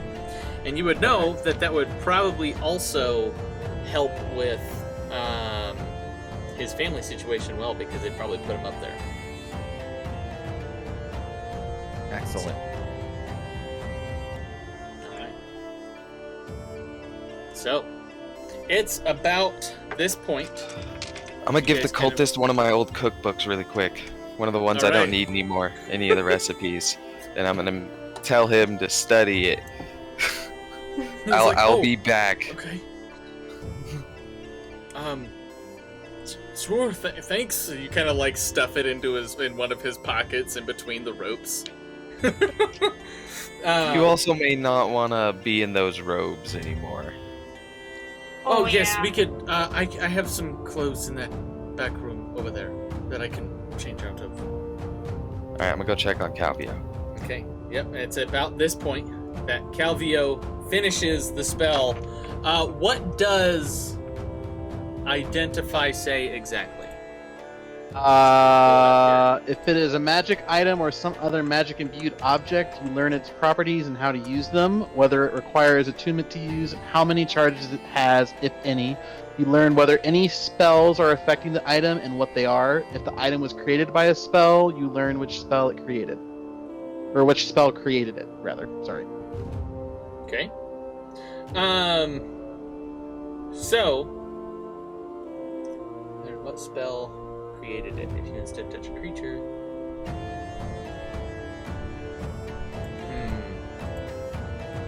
Touching this item, finishing the spell, you realize that nothing really comes up telling you what it is, and there are currently no spells affecting this. I need you to make me an intelligence saving throw.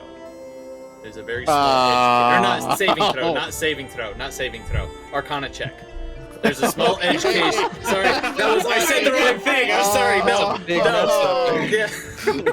I'm good at that, but Like, what?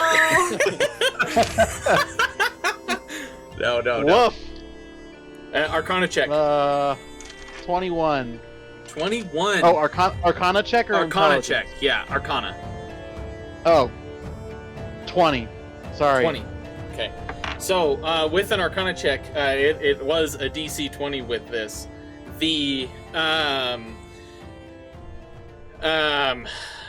you know that there's this very small edge case. There's a type of creature that can sometimes give off an aura of conjuration.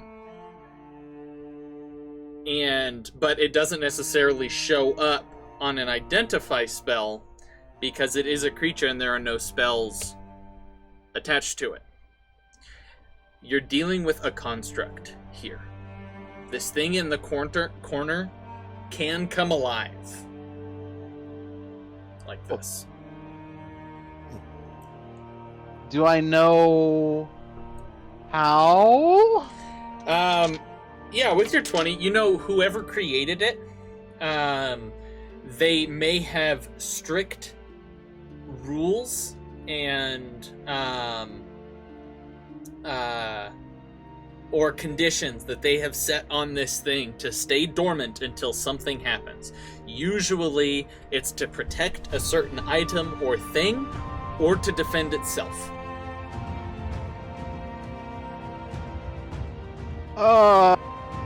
Okay.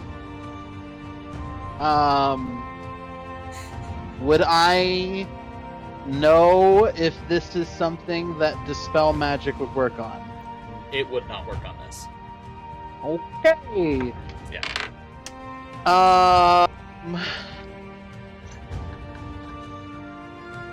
So Calvio's going to be really still, hand still on the statue, and say, "So, good news and bad news. The good news is I know what this is. The bad news, I know what this is. So magic construct comes to life. VV angry. There is a condition that makes it come to life.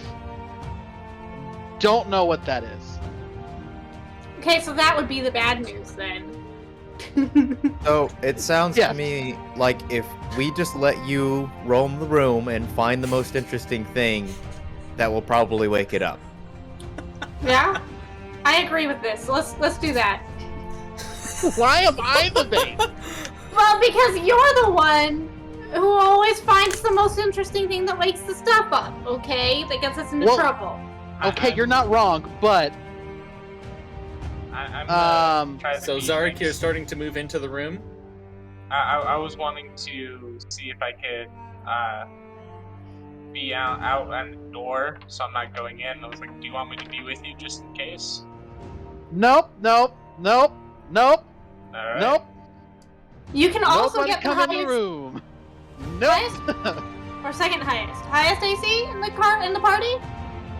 You can chill near the room, but don't come in the room. Yeah, I'll be near the room. Can Sige see the teleportation circle? Yeah. So the teleportation can- circle in the corner there, yeah. Does the teleportation circle look like it's etched into the floor from here, or that it's drawn into the floor, like chalk or something? It looks like that. So you as a wizard would know, and Calvio, it looks like it's a permanent teleportation circle. So Okay. it's been put in here enough times, so Okay. it's kind of like set into the floor. Great.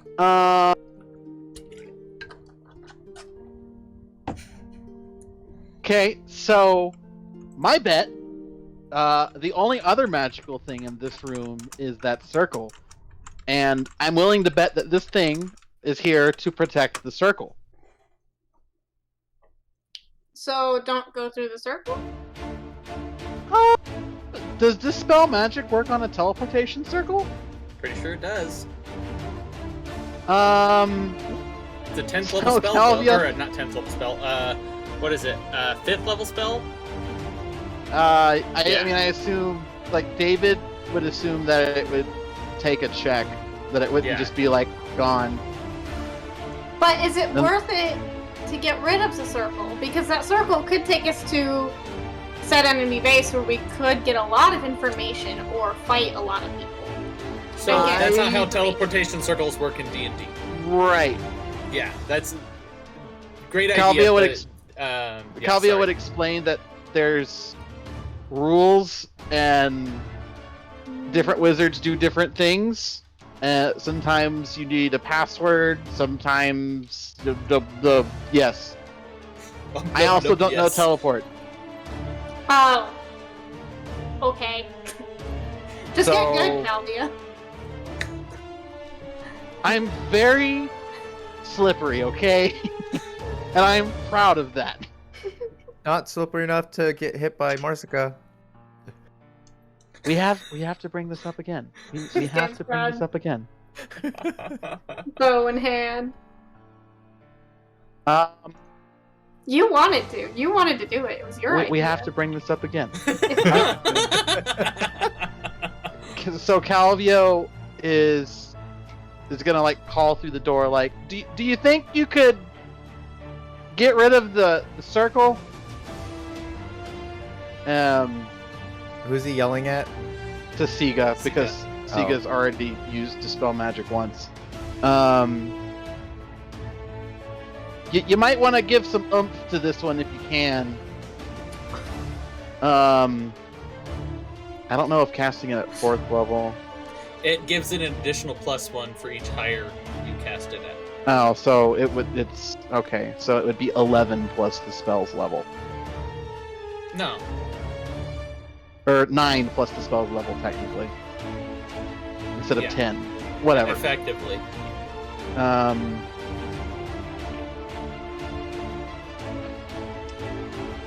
Sige's gonna just sigh. Oh, I mean, if you want to do short, if you want to. Somebody gave me it. But if we do this and it screws up, this thing's probably gonna get angry. So, do you want me to do it or not? Someone's got to do it. Can I give him Bardic Inspiration? David spent 2,000 anima to give me inspiration. And I didn't use it I thought on you anything. used it on the reviving deal. No, that was Oh, like the no. actual point of inspiration. That was the one you gave me for solving the puzzle. And then David gave me another one after that. Oh, okay. So in the future, inspiration doesn't stack. If you have one, you can only have 1 point of Right, inspiration like that Right, at a time. he used it. Yeah. And then after he revived it through all the roleplay, Michael wanted to give him another one because of how it went. And so I spent the that's thing and he right. got Okay. another one. Sorry, I'm dumb. I wouldn't say that. Yeah. No, definitely say that. Very Okay. distracted. That's fair, Let's that's go fair. with that one. Yeah, distracted. The other Lots D of word. things are happening, okay? Focused. If it looks like Kakira is actually gonna do it, Siga's gonna say, let me give you some extra help too, and So cast if- guidance on you. If Kakira's going to do it, I need Kakira to move within line of sight of it on the map. In the doorway. And then, is Flint staying by the cultist, or is Flint heading over? Because the cultist is currently tied up. Kakira, I guess Kakira would ask Flint to keep an eye on him. If he can.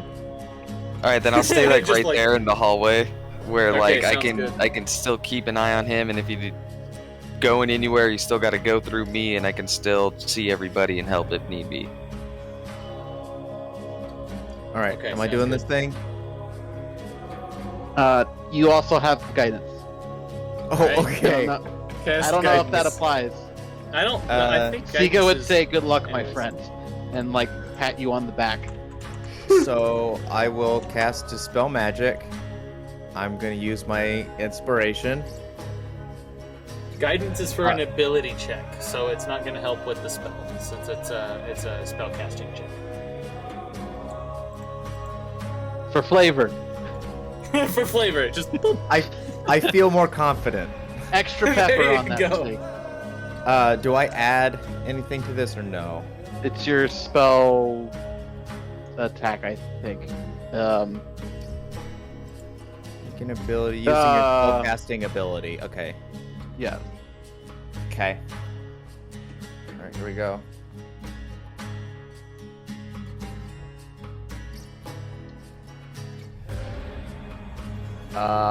Oof. That was not great. I got an 11. Oh With no! advantage, Yeah. Oh shit! bruh. As you cast, Hey, I rolled really well to save that commoner, you alright? did. You saved Fair somebody's enough. life. You brought them back from the dead. And Took a now lot out I'm of me. gonna get killed. I'm for really it, so there tired. we go. So, as you release the spell, the teleportation circle lights up slightly as it seems to be dissipated, but then it holds for a second. You watch then, there's this tense moment And then this golem goes and looks towards you guys. I need you guys to go ahead and roll initiative. Damn it! Ooh. Ooh. Please don't suck. Please don't suck. Please don't suck. Please don't suck. I'm right next to it. Please don't suck. Please don't suck. That didn't suck. Yay! And then Siga's. I'd technically be in that space. Token layer. Ah! I dropped it. Oops. Oops.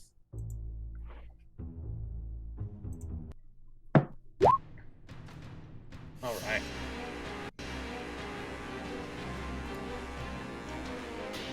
Alright, I'm gonna go ahead and go down the line here. And you guys tell me how good you did. Better than the last roll. Yep. What'd Sige get? 9. Kakira. 12. Calvio. 20. Nice. Fang. What did I say for Fang? 13. 13. Thank you. Flint. 19. Xarrikir. 17. Okay. Marsica. 22. Dose. Oh, Those Flint, goes. you already put yours in there. Do that. And then the golem going to roll. Does not have great dexterity. It's gonna have an Wait, 11. big stone statues aren't dexterous? Apparently not. So sad. All right, Marsica, you're at the top. What are you doing? Okay. So I'm going to. Oh wait. Okay. I'm gonna throw. Can I bonus action this, or is this a new cast of Hunter's Mark? How long does the spell last? If it's under an hour, then you're pushing it, but you can use your bonus action. I believe it's an hour. Up to 1 hour. Yep, then you're still good. Alright, bonus action, Hunter's Mark, and he's gonna die. Well, that was a 24 to hit. All right. Oh, well, the first 24. one. Hold on, I gotta do both attacks. I almost forgot about second attack. Okay. Okay. 24 does hit. 23. 23 also hits. And this is your magical bow, right? Yes. Okay. Yes. Well, I didn't turn on Oath Bow, though. No, I just have... but the bow is magical. Yes, yes. Okay. I'm scared. Why did you have to bring that up? Don't worry about it. Okay. David wants to say, but David will not say.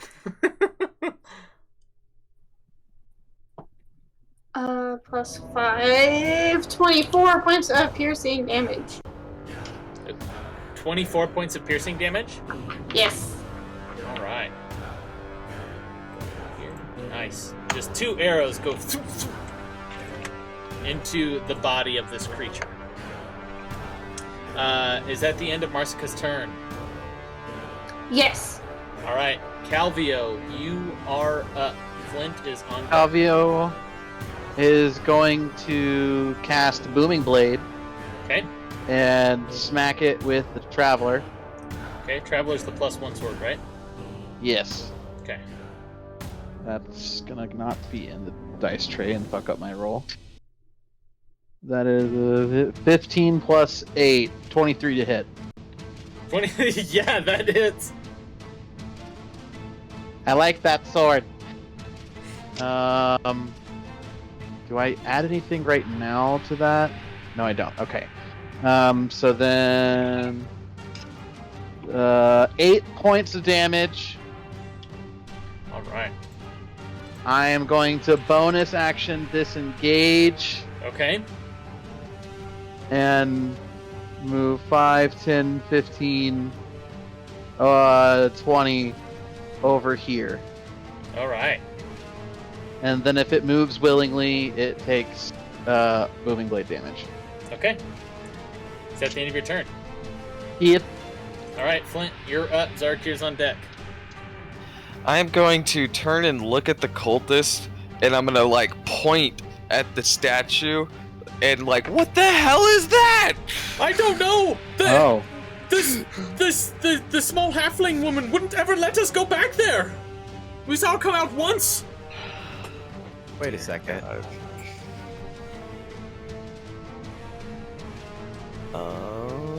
Hey, Aaron. What's up? I have to add damage because it's where I'm 5th level and I can't count apparently. Okay, that's fine. How much should it have been? It's 6 extra thunder damage, and if it moves, it's 2d8 of thunder damage. Okay. I get a d8 on hit and 2 if it moves at 5th level. My bad. You said 6 thunder damage? Yes, 6. Okay. And it is going to move on its turn, so feel free to pre-roll that. Okay. You're casting Shatter on it. Yeah. Nice. All right. Does it say anything about inanimate objects or... A creature made of inorganic material such as stone, crystal, or metal has disadvantage on the saving throw. Nice. Dope. But Choice. the golem has magical resistance, so has advantage on the saving throw, so it cancels it out.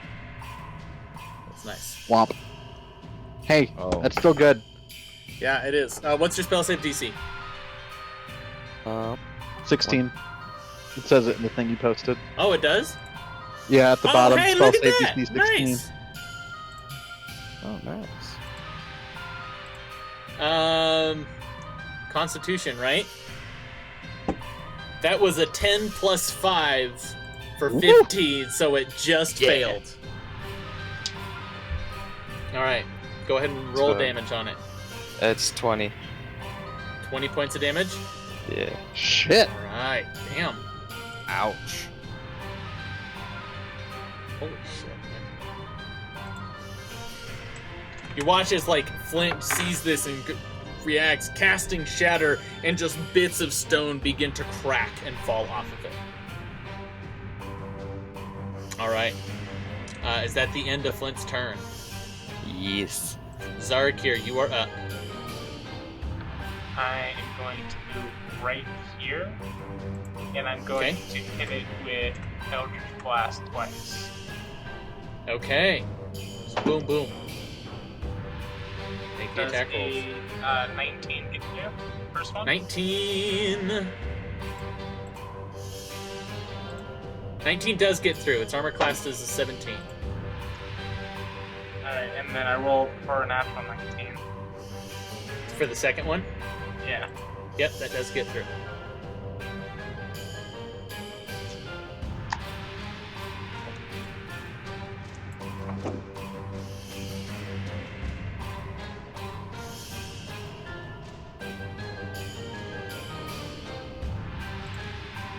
So that is 21 points of damage. Nice. Is that the end of your turn? Yes. Alright, Fang is up. What's Fang doing? Alright, he's gonna move. Right, he's just gonna move right there, so he's right next to these guys. I heard an Okay, fine. You're messing up my plans, is the for. Oh. Yes, mess up his plan. No. Fang will be right there. He's gonna be right there, and he's growling, and he's going to hold his attack. If Mr. Big Statue Man comes near enough, he will bite. Okay, sounds good. Got it. That's Right. it. That's the end of his turn. Yeah. Kakira, you're up. What are you doing? How big is the doorway? The doorway is about... It's enough for one medium creature to get through. So statue will fit through doorway. I mean, the statue would probably have to break the doorway a bit to get through, but it could squeeze through it if it wanted to. Okay. It's not small enough that it will require a check to get through it, but it will break the door a bit while it comes through. Okay. Well, I think I have a guess at what might happen. Can I...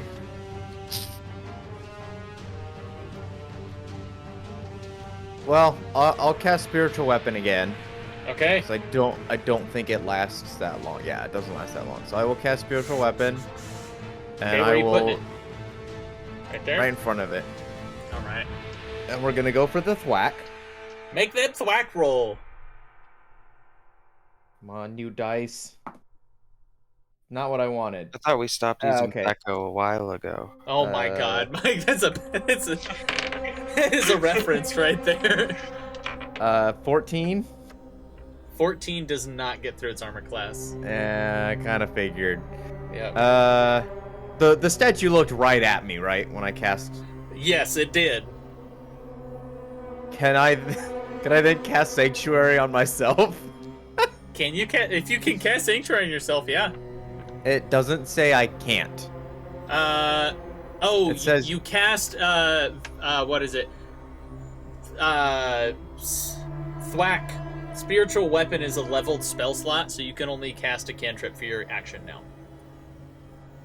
Oh. Yeah, so you can only cast one leveled spell per turn. Oh.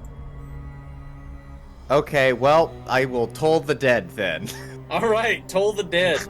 Has to make, what kind of saving throw? Was actually changed my mind. Sacred Flame. Sacred Flame. Dexterity. Dexterity saving throw. Call on that. That is a natural 17 minus 1 for 16. Does that beat your spell save DC? The save is 16. So it does just beat it. Dang it. So it gets out of the range. Alright. Is that the end of Kakira's turn? Yeah. Alright. On the golem's turn, it's going to move, rush in. It was going to go for Kakira, since they're the one that tried to cast Dispel Magic, but you guys are currently blocking Kakira from around the door. So it's going to move right into your guys' space. Oh, good. Everybody that I can see within 10 feet of it, I need, so that's going to be Kakira, Fang, Xarrikir, and Calvio. I need you guys to make me a wisdom saving throw. I don't like that. I pulled my headphones out, so I currently That's can't pretty hear good. anything because I got excited. I'll fix it. 1 second. That's okay, no worries. Dirty 20. Okay. 18. Okay.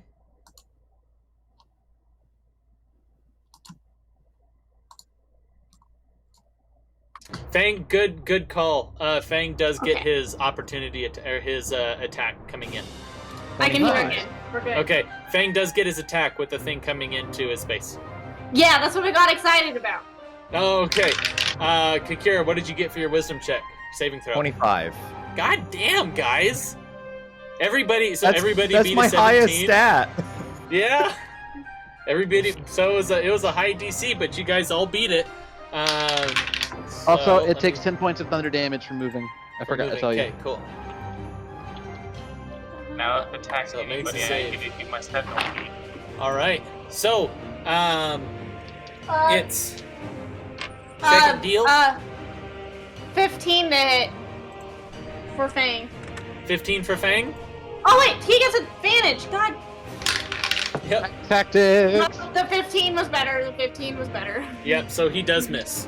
Okay. So it's going to use its second attack here to then try and go for Calvio because that was the one that it was going after. I'm going to hit it with Sentinel. You do get to an opportunity attack with Sentinel. Oh, it's gonna roll so bad. And 19 plus 8. Does it get through its armor class? 19 plus 8 does get through its armor class. Wow. Does a 27 hit? 10 points damage. 10 points of damage. Nice. Bludgeoning at that. Bludgeoning? Okay. So. That's a 4 plus 10 for a 14 to hit Calvio. So I'm assuming that misses. I'm not even blade stinging right now, and that misses me. Yep. It was like, God dang it! Alright, that's the end of his turn. Siga's up. Okay. Can Sige see the teleportation circle through the massive construct? Not currently with the massive construct here. With Kakira in the door, the construct, I'll say that doesn't give Sige line of sight. That's all good then. Then, Sige... Right here. No, Sige There's was a wall there. Oh, door's right here. Yeah, it's right in front of Kakira. Okay. Can Sige see the giant construct thing, I'm assuming, through Yes. Kira? Okay, then Sige's gonna cast Frostbite. Okay. Constitution 15. That should save. Let me double check. Uh-oh. Yeah, that's a 15 to save, so it does save against it. Okay. And then Sige is going to command the air elemental to go do the punchy punch things. And because air elemental has flying speed and amorphous form, it's gonna ship through everyone and get right here. Wait, what? Huh? What's the movement? How much movement 60 does feet Arrow flying have? speed, and it has amorphous form, so it can move through a space as narrow as 1 inch wide without squeezing. Oh, what the So fuck? it can just- Okay. Whoosh, whoosh, whoosh, whoosh, and be right here. Alright, So- cool. Everyone just gets a nice breeze. Except for me and Xarrikir. I don't know, Xarrikir might get like the after effects of the breeze. And then it's gonna take 2 smacky smacks at Okay. the thing. Okay. What's her thing? +7, okay. The first one is a 19 to hit. Okay. The second one is a 10 to hit. Alright. Are the elementals' attacks considered magical? It says bludgeoning damage, but it's magical, so I don't know. It would say in the stat block, its attacks are considered magical.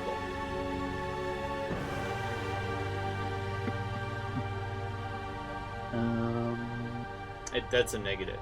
It does not say that. Okay. Then it's just some bludgeoning damage. Just bludgeoning damage. So, where's my D10? Come on, there it is. Okay. That's cool. not a D10. So- There's my Say D10. whether or not it's magical. Where would it say that? Because I've never seen that. So basically in stat blocks, like for example, like the Golem stat block has a caveat in it that says above actions, it has like a bunch of things and then magic weapons. The Golem's weapon attacks are magical. Is what it says there.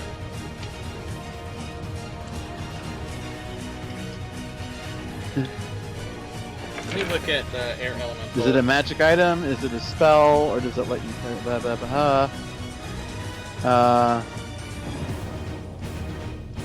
Yeah, it's even the like a summoned air elemental is not considered. Yes. No, it is Okay, not cool. magical. I have found the ruling.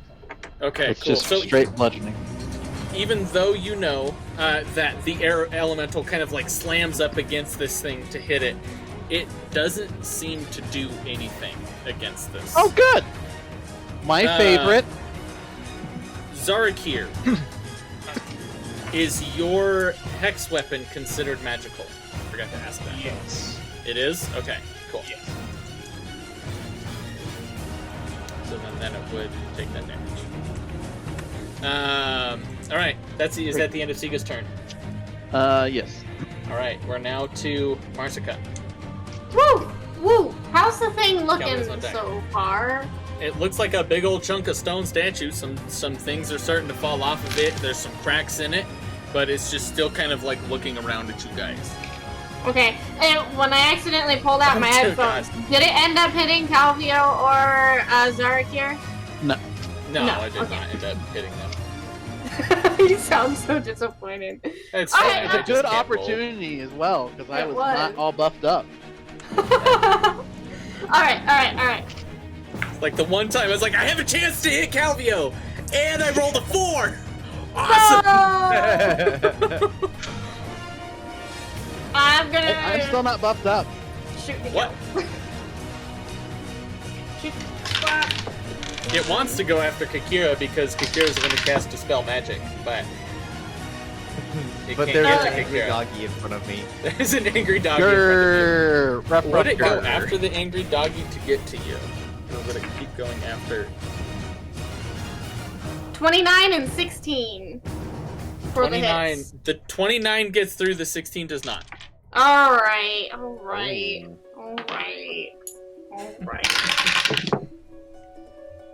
Oh, sad day. 13 points of piercing damage. 13 points of piercing damage. Yeah. Alright. Minus 13. Is that the end of your turn? I guess.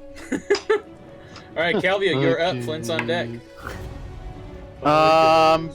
I'm gonna bonus action Blade Sing Okay. because I'm not letting that happen again. And then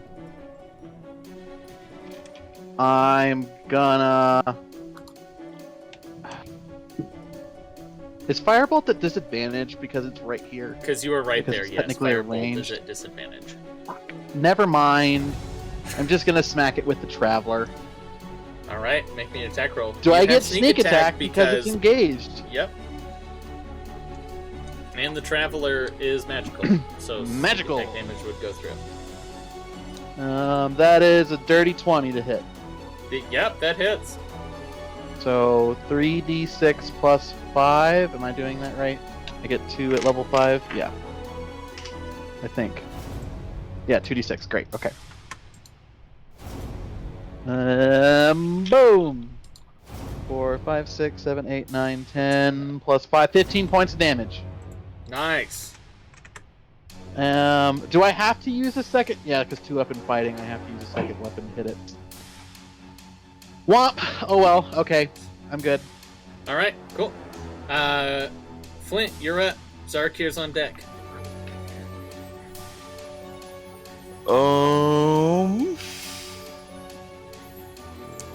I'm gonna hold my position and give Marsica Bardic Inspiration, I suppose. Alright. Doing anything else for your action? I guess I'll Vicious Mockery it. Alright. So, Vicious Mockery. Gotta make. Does it make a save, or do you make a Yeah, do you it make makes check? a save. It will make the save. On that. Is that Then the end of that your is my turn? turn. Okay, Xarrikir, you're up. What are you doing? I'm gonna hit him with my maces. Alright. Mace twist. Your mace, or your maces? I'm gonna whip somebody's ass. That is a nat 20. I'm gonna take metal dice.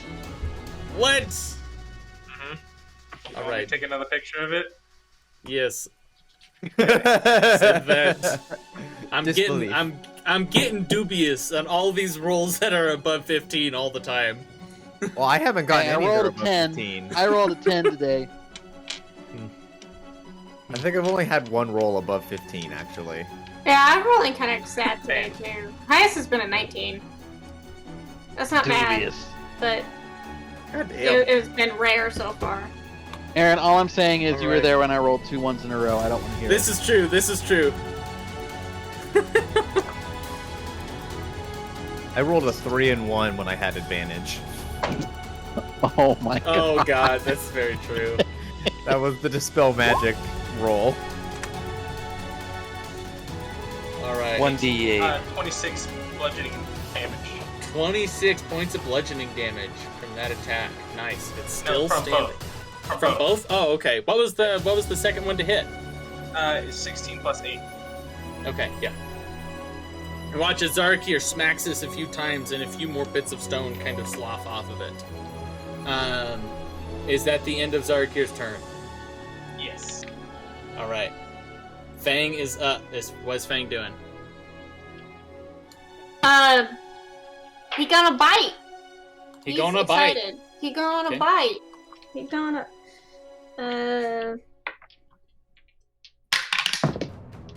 Whoa! Ah! What is this? It's a 20! So, our It's a Fang's 20! attack's magical. No. So you watch as Fang bites into this. And it seems to be a really big hit. But it doesn't seem to do any damage. Could he grapple it instead? It doesn't do shit! You're kidding me! This is the first I'm not goddamn kidding you. 20 in rolling weeks! Weeks! I'm so And you're telling me sorry. it don't do shit! It doesn't do anything against the golem since it was Fang. Does it at least get knocked prone? You can try and has to make a strength check, right? Against Fang's DC. DC 11. Okay. So I feel like it's that's not going to be hard for the a size golem. larger. What's DC 11? It's Yeah. gonna make the save. Yeah. So Damn Yeah. it. Oof. sorry, Evan. That's so sad. It's fine. I guess Yep. my turn is done. Or Fane's turn is Fang's done. turn is done. Fine. Oh gosh. Get rid of that. So, now pull up this one. It is now Kakira's turn. The golem coming up. Me? Yep. Wow. Okay. Can I move the spiritual weapon over to here, right Yes. next to it? Bonus action, moving spiritual weapon. We're going for a thwack. Going for a thwack. Does a 27 hit? Yes. 27 hits. Where's my D8 go? There Hey, you never know. it For I like just for gotta start Calvio, putting you need to roll like monsters in 25. front of you so that's gonna guys be that consistently 7 have points of 21 26 hits. actually. How many points of damage, Kakira? I already forgot what I said. 7. 7 points of force damage. 7 points of force damage. All right. And I'm going to Sacred Flame it again. All right. But maybe That's the actually save. Sacred Flame it this time. It's gonna make the save with a natural 19. It got what? A natural 19 minus 1 for an 18. So it does save. Fine. I still thwacked it. You did thwack it. So is that the end of your turn? Can I just take a step back? Sure, most definitely. What?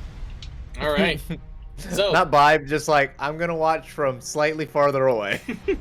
it is now the stone's golem turn with these bits of stone that have been sloughed off against it. It's gonna see if it gets its ability back. And it does not with a 1 on the d6. Bad. So it's going to make one attack roll against Calvio. Bitch. I'm gonna hit it with my mace. Okay. With a 23 to hit. Shield. Okay. Wait, hang on. Do I have that? I do have that. Yeah, shield. Okay. How much damage Take do you 10 do, points of Shane? damage. How much? 10. 10? And then how... what did you roll to hit? 18. 18. Okay. You Plus gotta still 8. tell me what you rolled to hit. And 18 plus 8. Yeah, 18 Um, plus some stuff. 10 points of damage. This thing, oh my god. It's gonna use its last attack against Xarrikir. That is going to be a 21 to hit Xarrikir. Nice. Does that hit? Yes. Okay. That is then going to deal. I bet that hurts.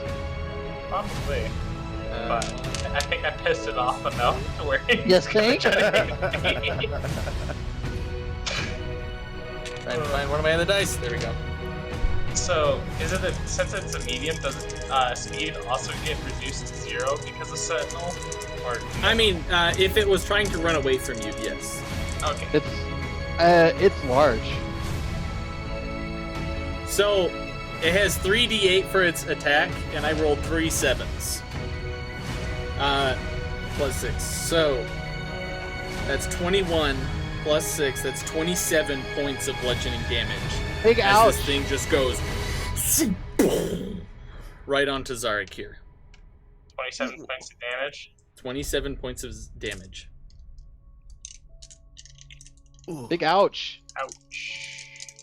That's the end of its turn.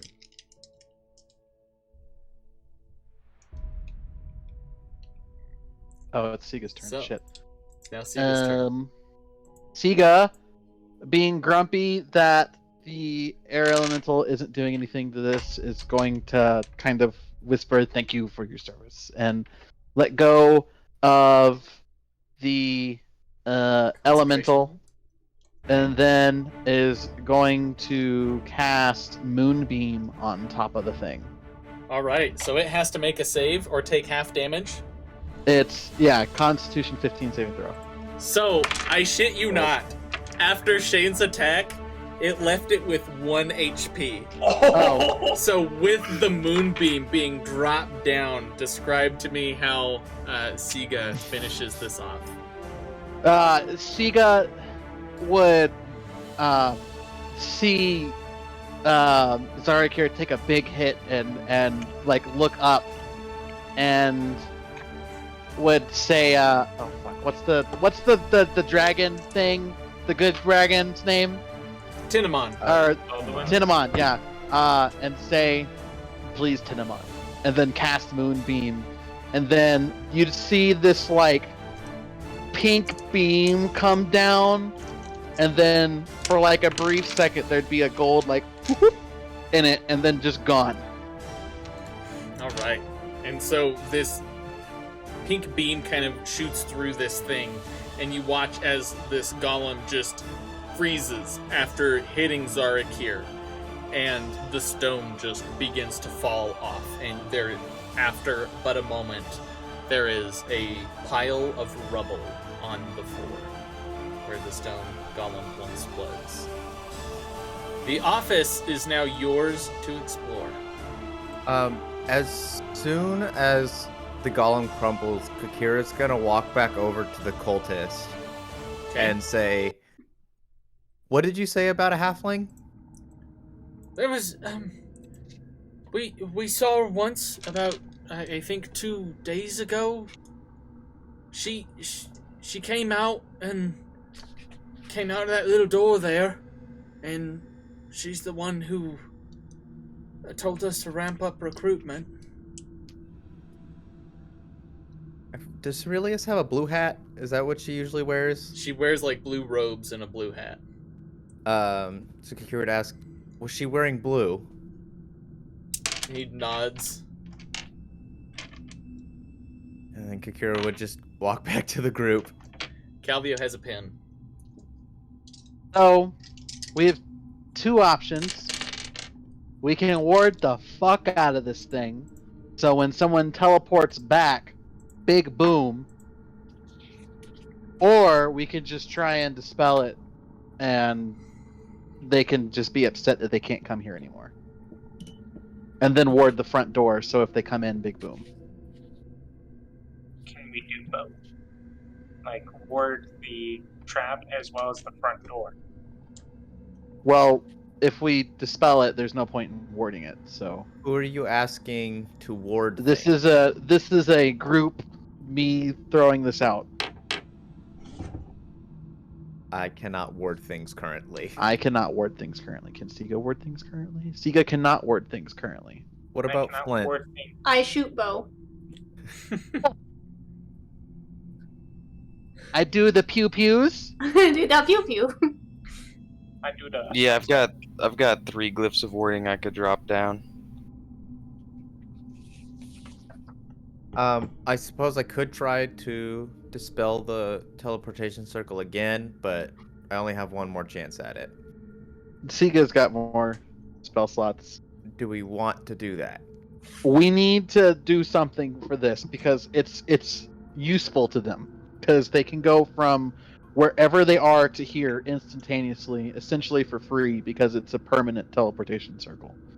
So Okay. that needs to be gone. So we either need to make it so it's a big ouch or death upon using it, or it's just not here anymore. Also, how much damage do the wards do if they all succeed? A lot. Glyph of Warding does a lot of damage. It does a lot of damage. And would Calvio know if he can put a Glyph of Warding on a teleportation circle? I mean, magic can be weird sometimes, but I don't see why not. It's 5d8. 5d8. And you get to pick whether it's what kind of damage? like explosive, acid, cold, fire, lightning, whatever. Probably explosive, because or you fuck can- that bitch. You can glyph a spell. So like you could put a glyph of shatter or something like that. If only I could put fireball out right now. So sad. I don't have it. Calvio is almost. Is that a third level spell? Yes, it is. Oh, perfect. Sidiver said, I should don't have have chiseled it, the though. ward out of the wall and reused it instead of dispelling it. Oh, Wait, what? Should have chiseled the ward out of the wall and reused it instead of dispelling it. Never leave a wall rune unchiseled. God. That wouldn't We even work, have a but it's dwarf here hilarious. for that. We have a dwarf here for that. He Kakira cooks, would- though.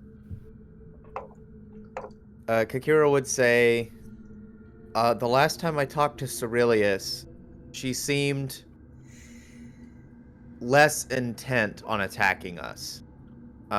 So I think Maybe we just dispel this. dispelling would probably be the smartest option. If So we okay, so Sige,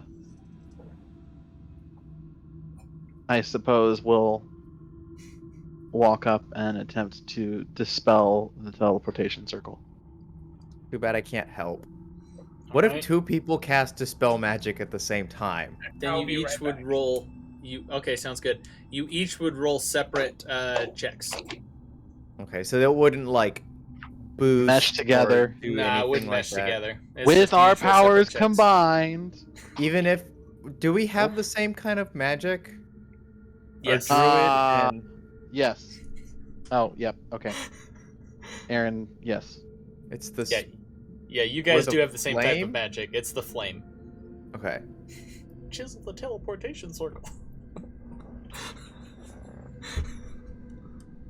I mean, I suppose we don't necessarily have to use dispel magic. Oh, I mean, yeah, I guess we could, like... I do have 3 glyphs of warding I can use.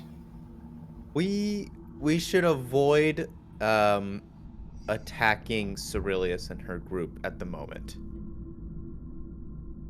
I don't think it's a smart move because they are not going to be as aggressive currently.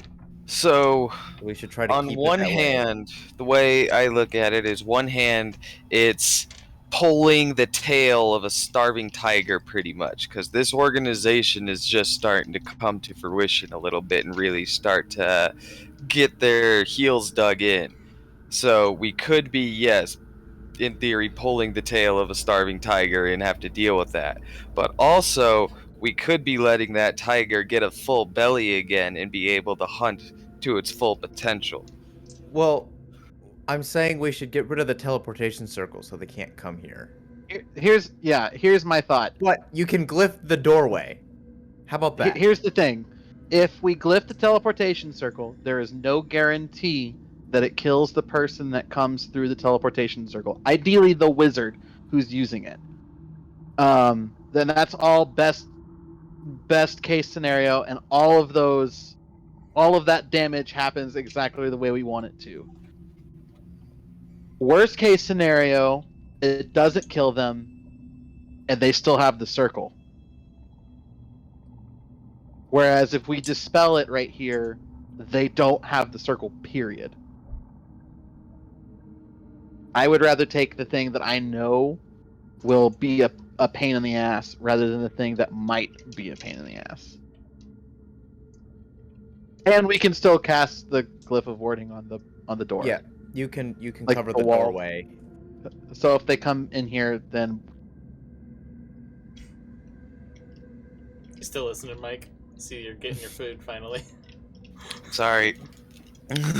you're good, dude. You're getting angry. I'm honestly really down for whatever. Okay. I'm on I team don't dispel want and ward to- door. Maybe Plus we don't two. dispel. Flint, do you have a lot of experience with stonework?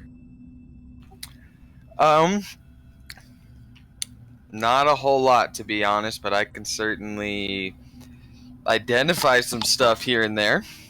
Hmm. Are you trying to move the teleportation circle or just damage it? Damage it. Would I Instead know of about dispelling, we could try damaging to, it? Yeah, like scrape it off or something. For it to actually not work anymore, you would need to cast Dispel Magic. It's something like beyond in the metaphysical space. This is just a physical representation of what's in the metaphysical space. So even if that spot on the ground was completely destroyed, they could still. It would there. reappear the instant it's used again. So what you're telling me is, if we dug a hole 10 feet deep and all the shit around it, and they teleported here, they would fall 10 feet into a hole? I mean, they would probably need to, they'd probably go to where the floor is. Okay. I just wanted to make sure. There are definitely limits. Like, if you completely and utterly destroy the place, like flood it with lava or something, then it will probably get rid of what's in the metaphysical space as well. Like, just completely and utterly destroying it, probably. But Dispel Magic is the quickest and easiest solution. So, Siga's gonna nod and come up and cast Dispel Magic on this, since we've gone through all the options here, and clearly the 10-foot hole is not gonna work. I like that idea. I did too. Oh my What about god! covering it with acid? I mean, it would have to be enough acid to fill the room to a point I have where... an idea. I It's have a all good, fancy man. pillow I stole from an Oni. What would that do? I'm rolling the d20. Okay, sounds good, man. It's a 19. 19 is enough as you watch as the lines on this circle go zoom, zoom, zoom, zoom, zoom, and you watch as it dissipates. Siga's getting a workout today. I'm gonna start going through all the books and stuff. All right. Yeah, now knowing that Cerilius used this space, Kakira's definitely interested in what's around here. Can I check the desk and like the book on the desk? Sure. So Beat me to it. I want to look too. So You can help me. So Flint is heading and checking the bookcases while Calvio and Kakira go check the desk. Is that accurate? Sure. Yeah. Actually, no. I'm gonna help you. 'Cause I already bet get your advantage. investigation. Okay, I so mean, then we'll just roll separately. Then it'll be great. Yeah. Okay. So go ahead and roll. Everybody, you three, go ahead and roll me investigation checks. What do you got, David? 19, 19. Nice. which should not happen, but it did. 21. Can I take my time to 21. get advantage? I'll give you a +2 if you're taking like 10 minutes to look. Woof. Can Xarrikir help me and give me advantage? Does Oh, no. Xarrikir, You don't want that. You don't want that. somebody who's Marsica. proficient in investigation can help. I don't Oh. even have that. I was looking at Siga's. I am very wrong. That's 24 Ooh. because I'm nice. proficient in that, and she is not. He is not. Okay. My bad. So, no worries. Gotta upstage me, jeez. Perks of playing two characters at once. My bad. So, first of all, let's go with the desk crew. What Ooh, did desk crew. Kakira roll, and what did Calvio roll again? 24. 24. 21. Nice. Both really excellent rolls. So who's going to start with the book on the desk? Me. All right. So starting with the book on the desk, looking through and using your investigative abilities, you kind of, it takes a moment because it looks like this thing is almost in a sort of code. And it looks like whoever was here, or someone was here reading this. Like, you can see dust marks along the desk. It looks like somebody was here. And you kind of watch and seeing a few bits of dust that kind of hint that somebody ran towards the teleportation circle.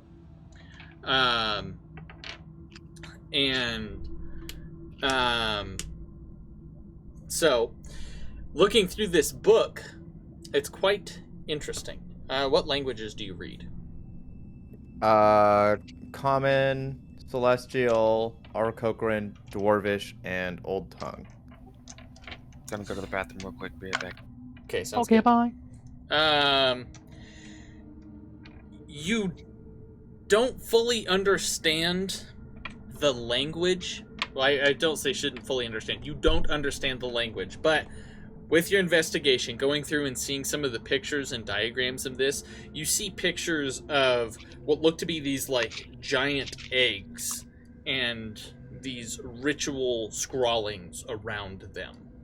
And other diagrams of these things turning into almost this, like, dog-like creature with shadow coming off of it. But the head is different. The head looks similar to your friend Sige. That's not what we got attacked by, was it? That is not what you got attacked by. Okay. It's just But similar. But the shadow things coming off of it is similar. This seems to be detailing some sort of ritual, and if you could figure out the language of what this is, you would get more information. But you kind of, with your investigation, you kind of realize, oh, this is a ritual for something not great. Kakira would look at Calvio and just point at the book. There would also be, I forgot, there would also be in the back, you would have found a map of Northern Algonis, and it marks 2 locations. One location seems to be up near, deep in the tundra of the Stormbreak Islands. And there's another location that is marked deep within the forest within lakes, surrounding Lake Sasso. Ooh. And then there's some, like, scrawling and lettering around this that you do not understand.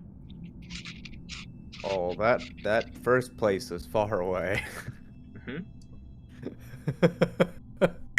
So, What about desk? the desk.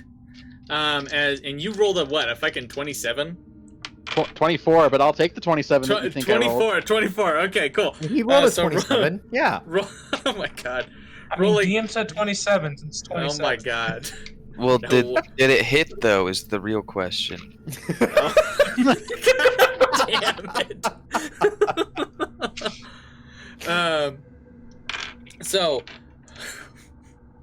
it. Rolling to investigate, it looks like the drawers have been emptied rather quickly. And you see, like, scrapes of nail scrapes going into the side of the wooden drawers so that it looks relatively fresh. So whoever was doing this fast and trying to take things out of here so that they would not be seen. Good. Since you rolled a 24, you find a small little compartment underneath one of the drawers that comes out. And it seems to be a personal letter to Cerilius. Oh dear. It seems to go through and detail out. Apparently, as you read through this, it's from her father. and saying how proud he is of her going to the academy, that she's going to bring her family out of squalor, and she's going to do great things in the world. And it seems to be a bit of memento that she keeps here. The father's name is Ebedias.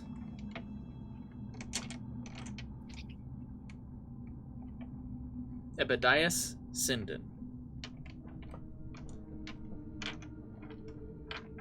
Bataille spell that? Sinden. Sinden. Ebedias, let me put it in the Roll20 chat. This is important. I need to write this down. Yeah. So it's Ebedias.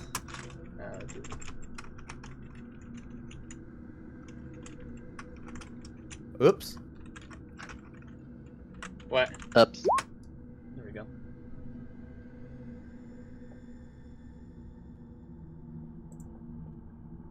Oh, I spelled Abadias right. Hi-oh.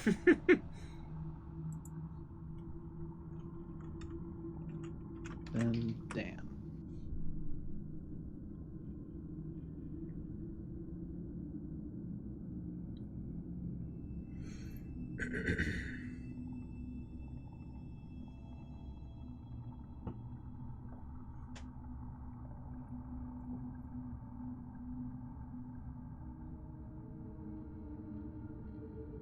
Thanks. Okay.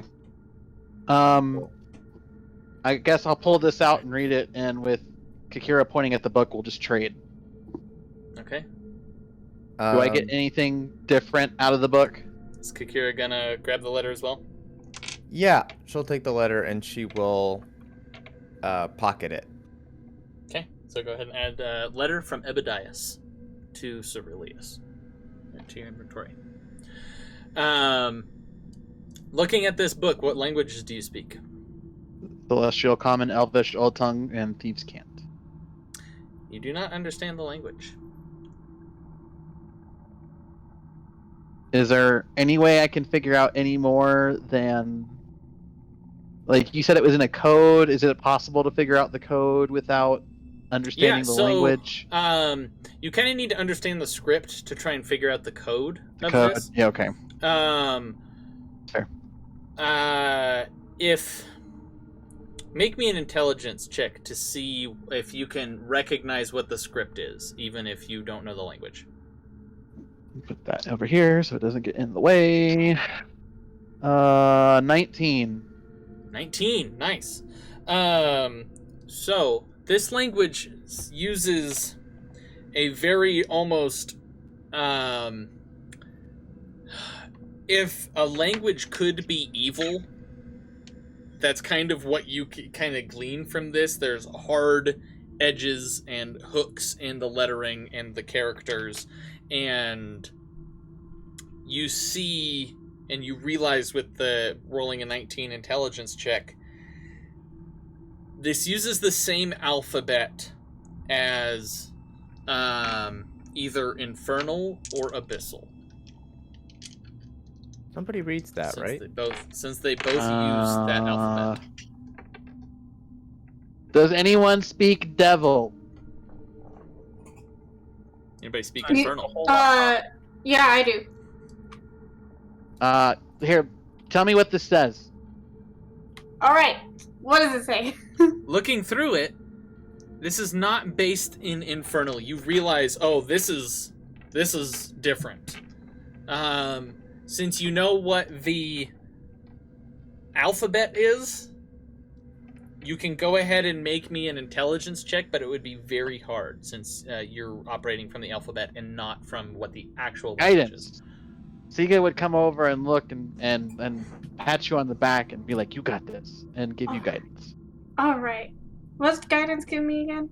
D4. D4 on top of whatever your ability check is. Okay. Don't roll Which, a 1. why doesn't guidance scale up?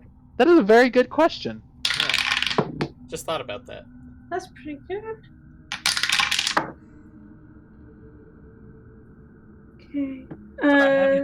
I got 19. 19 Oh wait, is plus fucking Plus your intelligence modifier. plus my what modifier? Intelligence modifier. Thank you. 20. That's a dirty 20. Whoa, you got a +1 to intelligence! Yeah! Nice! I thought you had a -1. 20 was the No. DC. I was about to go like, oh no. So, it takes you a minute, and in a moment of like clarification and recognition, you don't get all of it, what the words that are specifically in Abyssal, you're not really sure, but this seems to detail, you catch the meaning of shadow drakes. It's something that they're trying to create, or trying to learn how to They're create. trying to create shadow drakes? Yeah, I would say that out loud. Like a shadow guard drake of A sorts. shadow guard drake. That mean anything to Sige? Roll me a percentile die, or Oh, I guess shit. a history check. Because it. Okay, Nah, she's we'll good say at history. He's good at history. Okay. Do you what do you want it to be? I want it I've to be got both. percentile die because Okay. there's no way Sige would have come across this information. So Then this would I have to be will an external percentile source. die this. 25. 25. Siga's not sure. It makes Okay. him deeply uncomfortable, though. And going through and checking the map, you realize these eggs, they go through kind of detailing some information. You pick up little tidbits here and there of information on dragons. And how to create one of these. You can create a batch of 5 from a single dragon egg with the proper rituals, but that's unlikely. So the other way is to find dragon-born eggs. And so you would need 2 eggs to make one of these. And the 2 locations on the map show different known spots of dragonborn hideouts. Oh. Why does Courtney always miss? You gotta text her that. You gotta tell her what just happened, too. I'm gonna make her come in here in a minute, regardless of what she's doing. Forget Courtney! what you're doing. This is more important. Courtney! We need you! Courtney! Wait a second. Do you want to go ask her real quick and see if she wants to come in for this? Come here. Important. Is it cheating to look Dragon at the map things. of Algonis? No, it's not cheating. Let me go ahead and actually move you guys to the big map. I should have... Did we find anything in the bookshelf I was looking for? Oh, yeah, go ahead and Yeah, roll go ahead a, and do that. I'm gonna go try and get Yeah. Courtney. So, let me go here. It would be for a 6. You find a lot of weird books, some things on like esoteric knowledge that you do not understand, things on the mirror planes, and a lot of other like egghead stuff. All right. Egghead stuff. I they don't are have a looking for whole lot eggs. of my cooking stuff or anything like that, so I'm sure I've got some space in my bag. I'm gonna just like any book that looks somewhat important. I'm gonna just grab it and put it in my bag for later. Okay. 'Cause I may not So- understand it, but I got people in my group who may be able to. So Roll me a D4.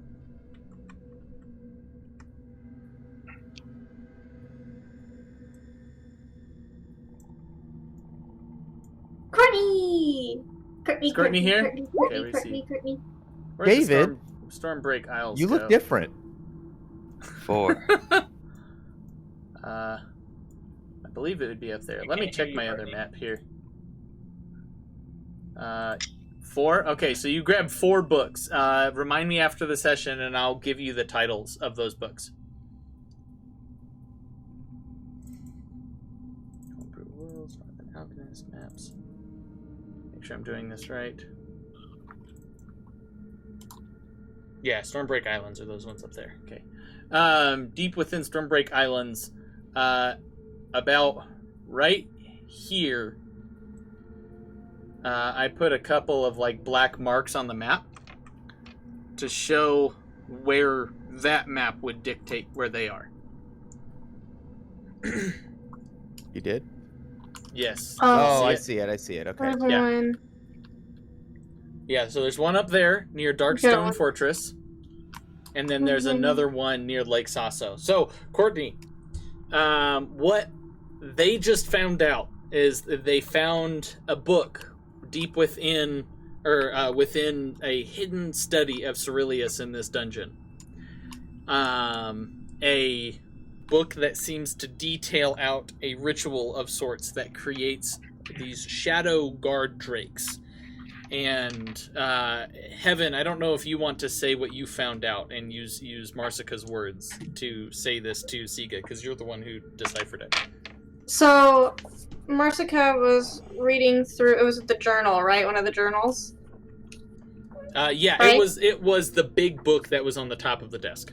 Right, and because it was in Infernal, and I don't think anybody else in the group reads Infernal except for me. So it was using the same alphabet as Infernal and Abyssal. But yeah, but it wasn't in Infernal. It was Infernal, but like not in standard language. It was in the alphabet, so I had to figure it out. And it said, basically, it's trying to create Shadow Guard Drake things, or they're trying to create Shadow Guard Drakes. I don't know if you would know what that even means. I can't hear you. Nope. Does David have push to talk on? I don't think he does. I still can't hear you. Apparently David blocked it out so that you may not talk to us. You can always use David's headset if you want to. Couldn't figure out his headset. Is this better? Yeah. Ah, yes. Hear you. There we go. Ah, he had muted on his headset and I didn't know where that was. What Okay. a dummy. How dare he? So, Shadow Drake Guardians? So I guess. would you show Sige the book? Yeah. Absolutely. 100%. Sige, you'd see this book, and in one of the diagrams of it, it seems to be these shadowy wisp, almost dog-looking things, but it has reptilian scales and heads very similar to yours, but some are different.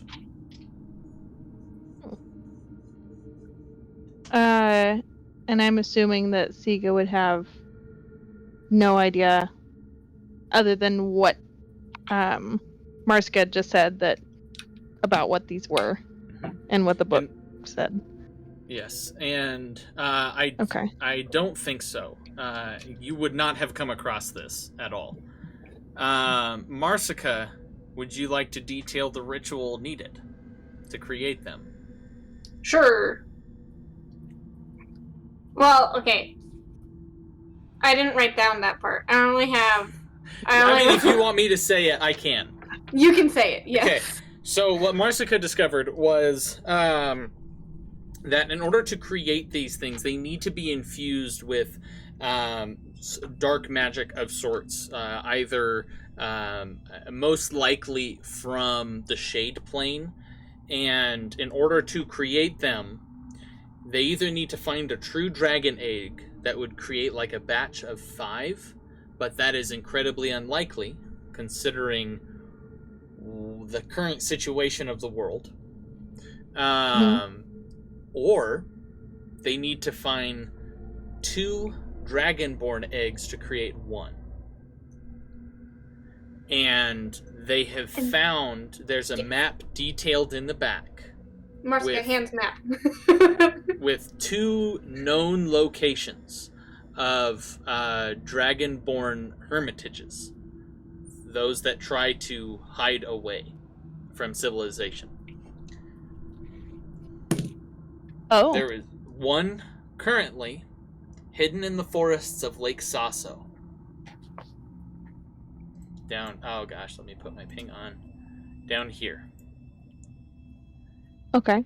There is another one hidden deep within the tundra of the Stormbreak Islands, nearby Darkstone Fortress.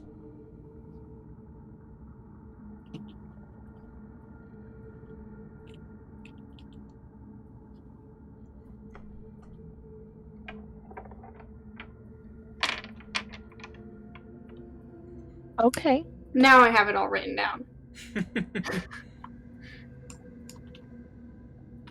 So I don't know how Sige would feel about this, with having a chance at seeing others of his own kind, but them also possibly being in danger. Yeah, I feel like that would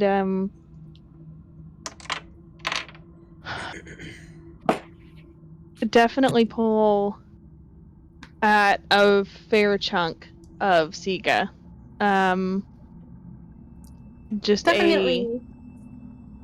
yeah, just a sudden yearning. And he would be especially curious about anything up in the Stormbreak Islands because of the whole ice relation.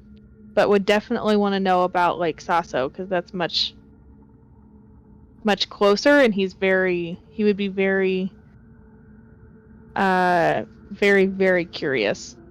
With that being close to home as well, or Sanctuary Grove home.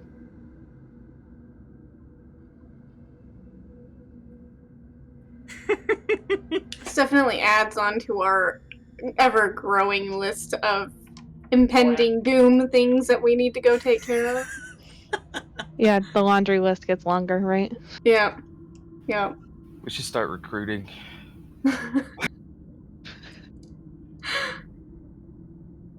Needs to be like duplicates of us. Let's try and build like an NPC group of adventurers that we can like send out to take care of other shit. Call them the B team.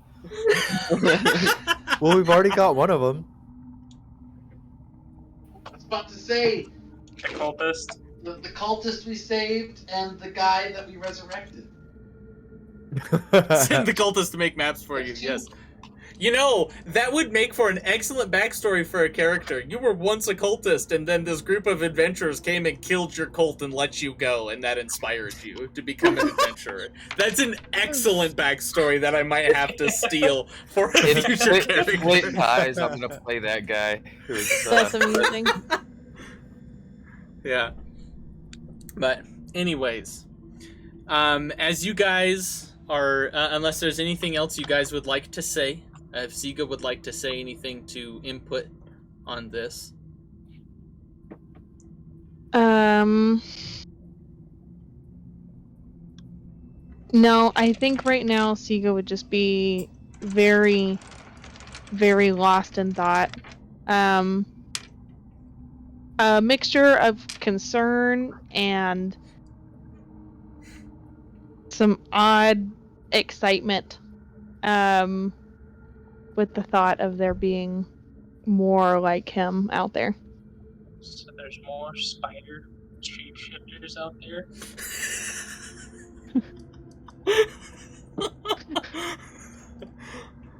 Lots more. So many more. Like a whole nest. You know how spiders come out of eggs? It's like that. Sige, wow, David's in the Sige spot on my screen, so I was about to say, Sige had a pin. But Calvio had a pin. You put your hands up like this a little bit ago. You had a pin.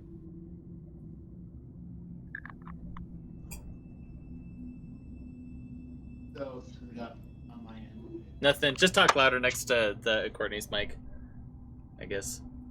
Courtney's your mic. He's having trouble hearing is what the issue is, I think. Oh, then just talk louder and lean over here. And turn my headset off. just have a thing I want to ask when we're all ready to leave. All right. That's what I say. Does it pertain to the session, or do you want to do that after we're done? Does it pertain to the session, or is that after we're done? It pertains to the session. Okay. I need someone to give me gold so I can learn Tiny Hut, so that we can sleep without our brains getting fucked with. All of Flint's gold goes to the fort. Does Flint have any gold on him? How much gold does he need? They're asking how much gold do you need? 198. 100 per level? 100 per level since you're Blade Singer. Yes. Then... 300 gold? Jesus. Yeah, it's probably 300 gold in ink and paper. I have 28. I got 211. Yeah. I may or may not have 1,200. Fuck.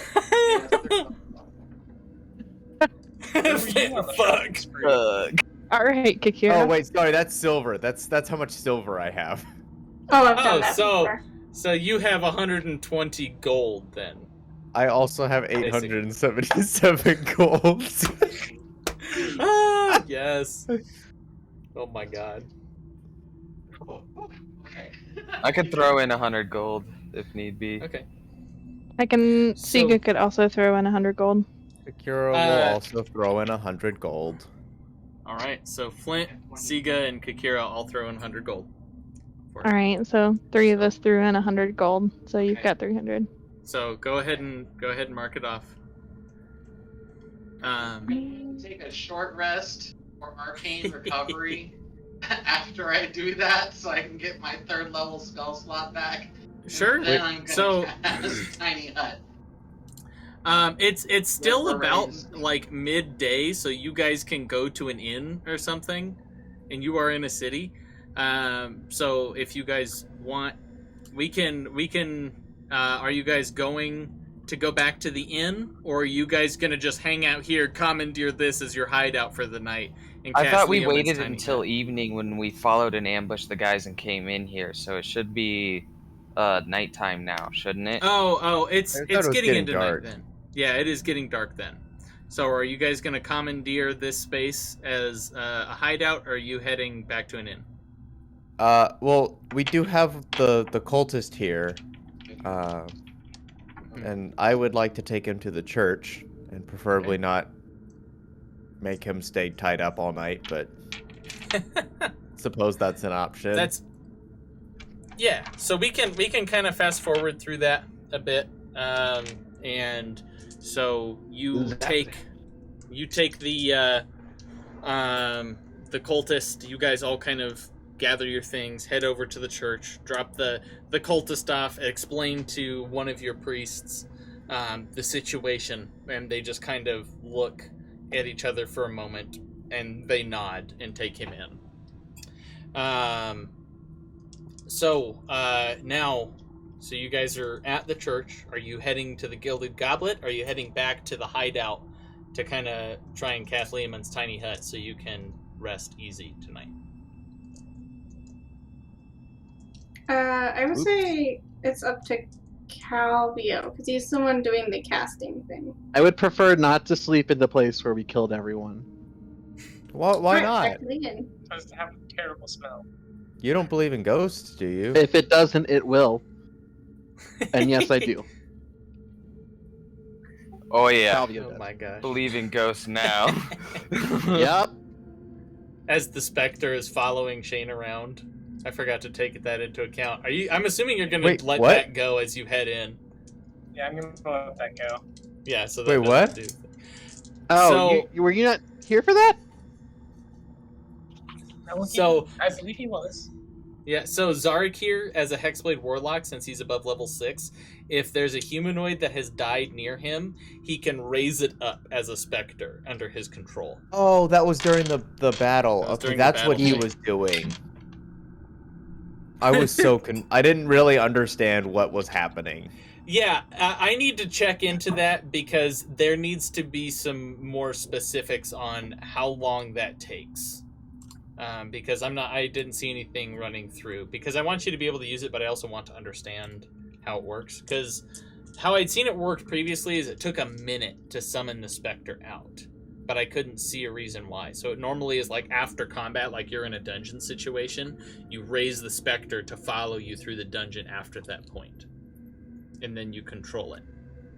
But that could be just a fake memory that I have. What is the look for, Mike? Push to talk.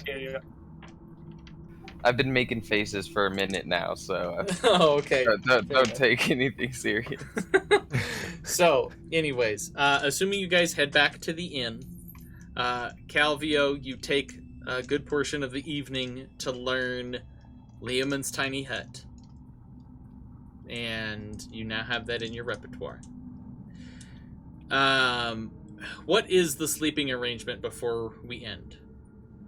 Everyone in the hut. That's what it is. Does it have a kitchen? No. Oh. But it You are keeps the your kitchen. brain from being scrambled. Like an egg? Yes.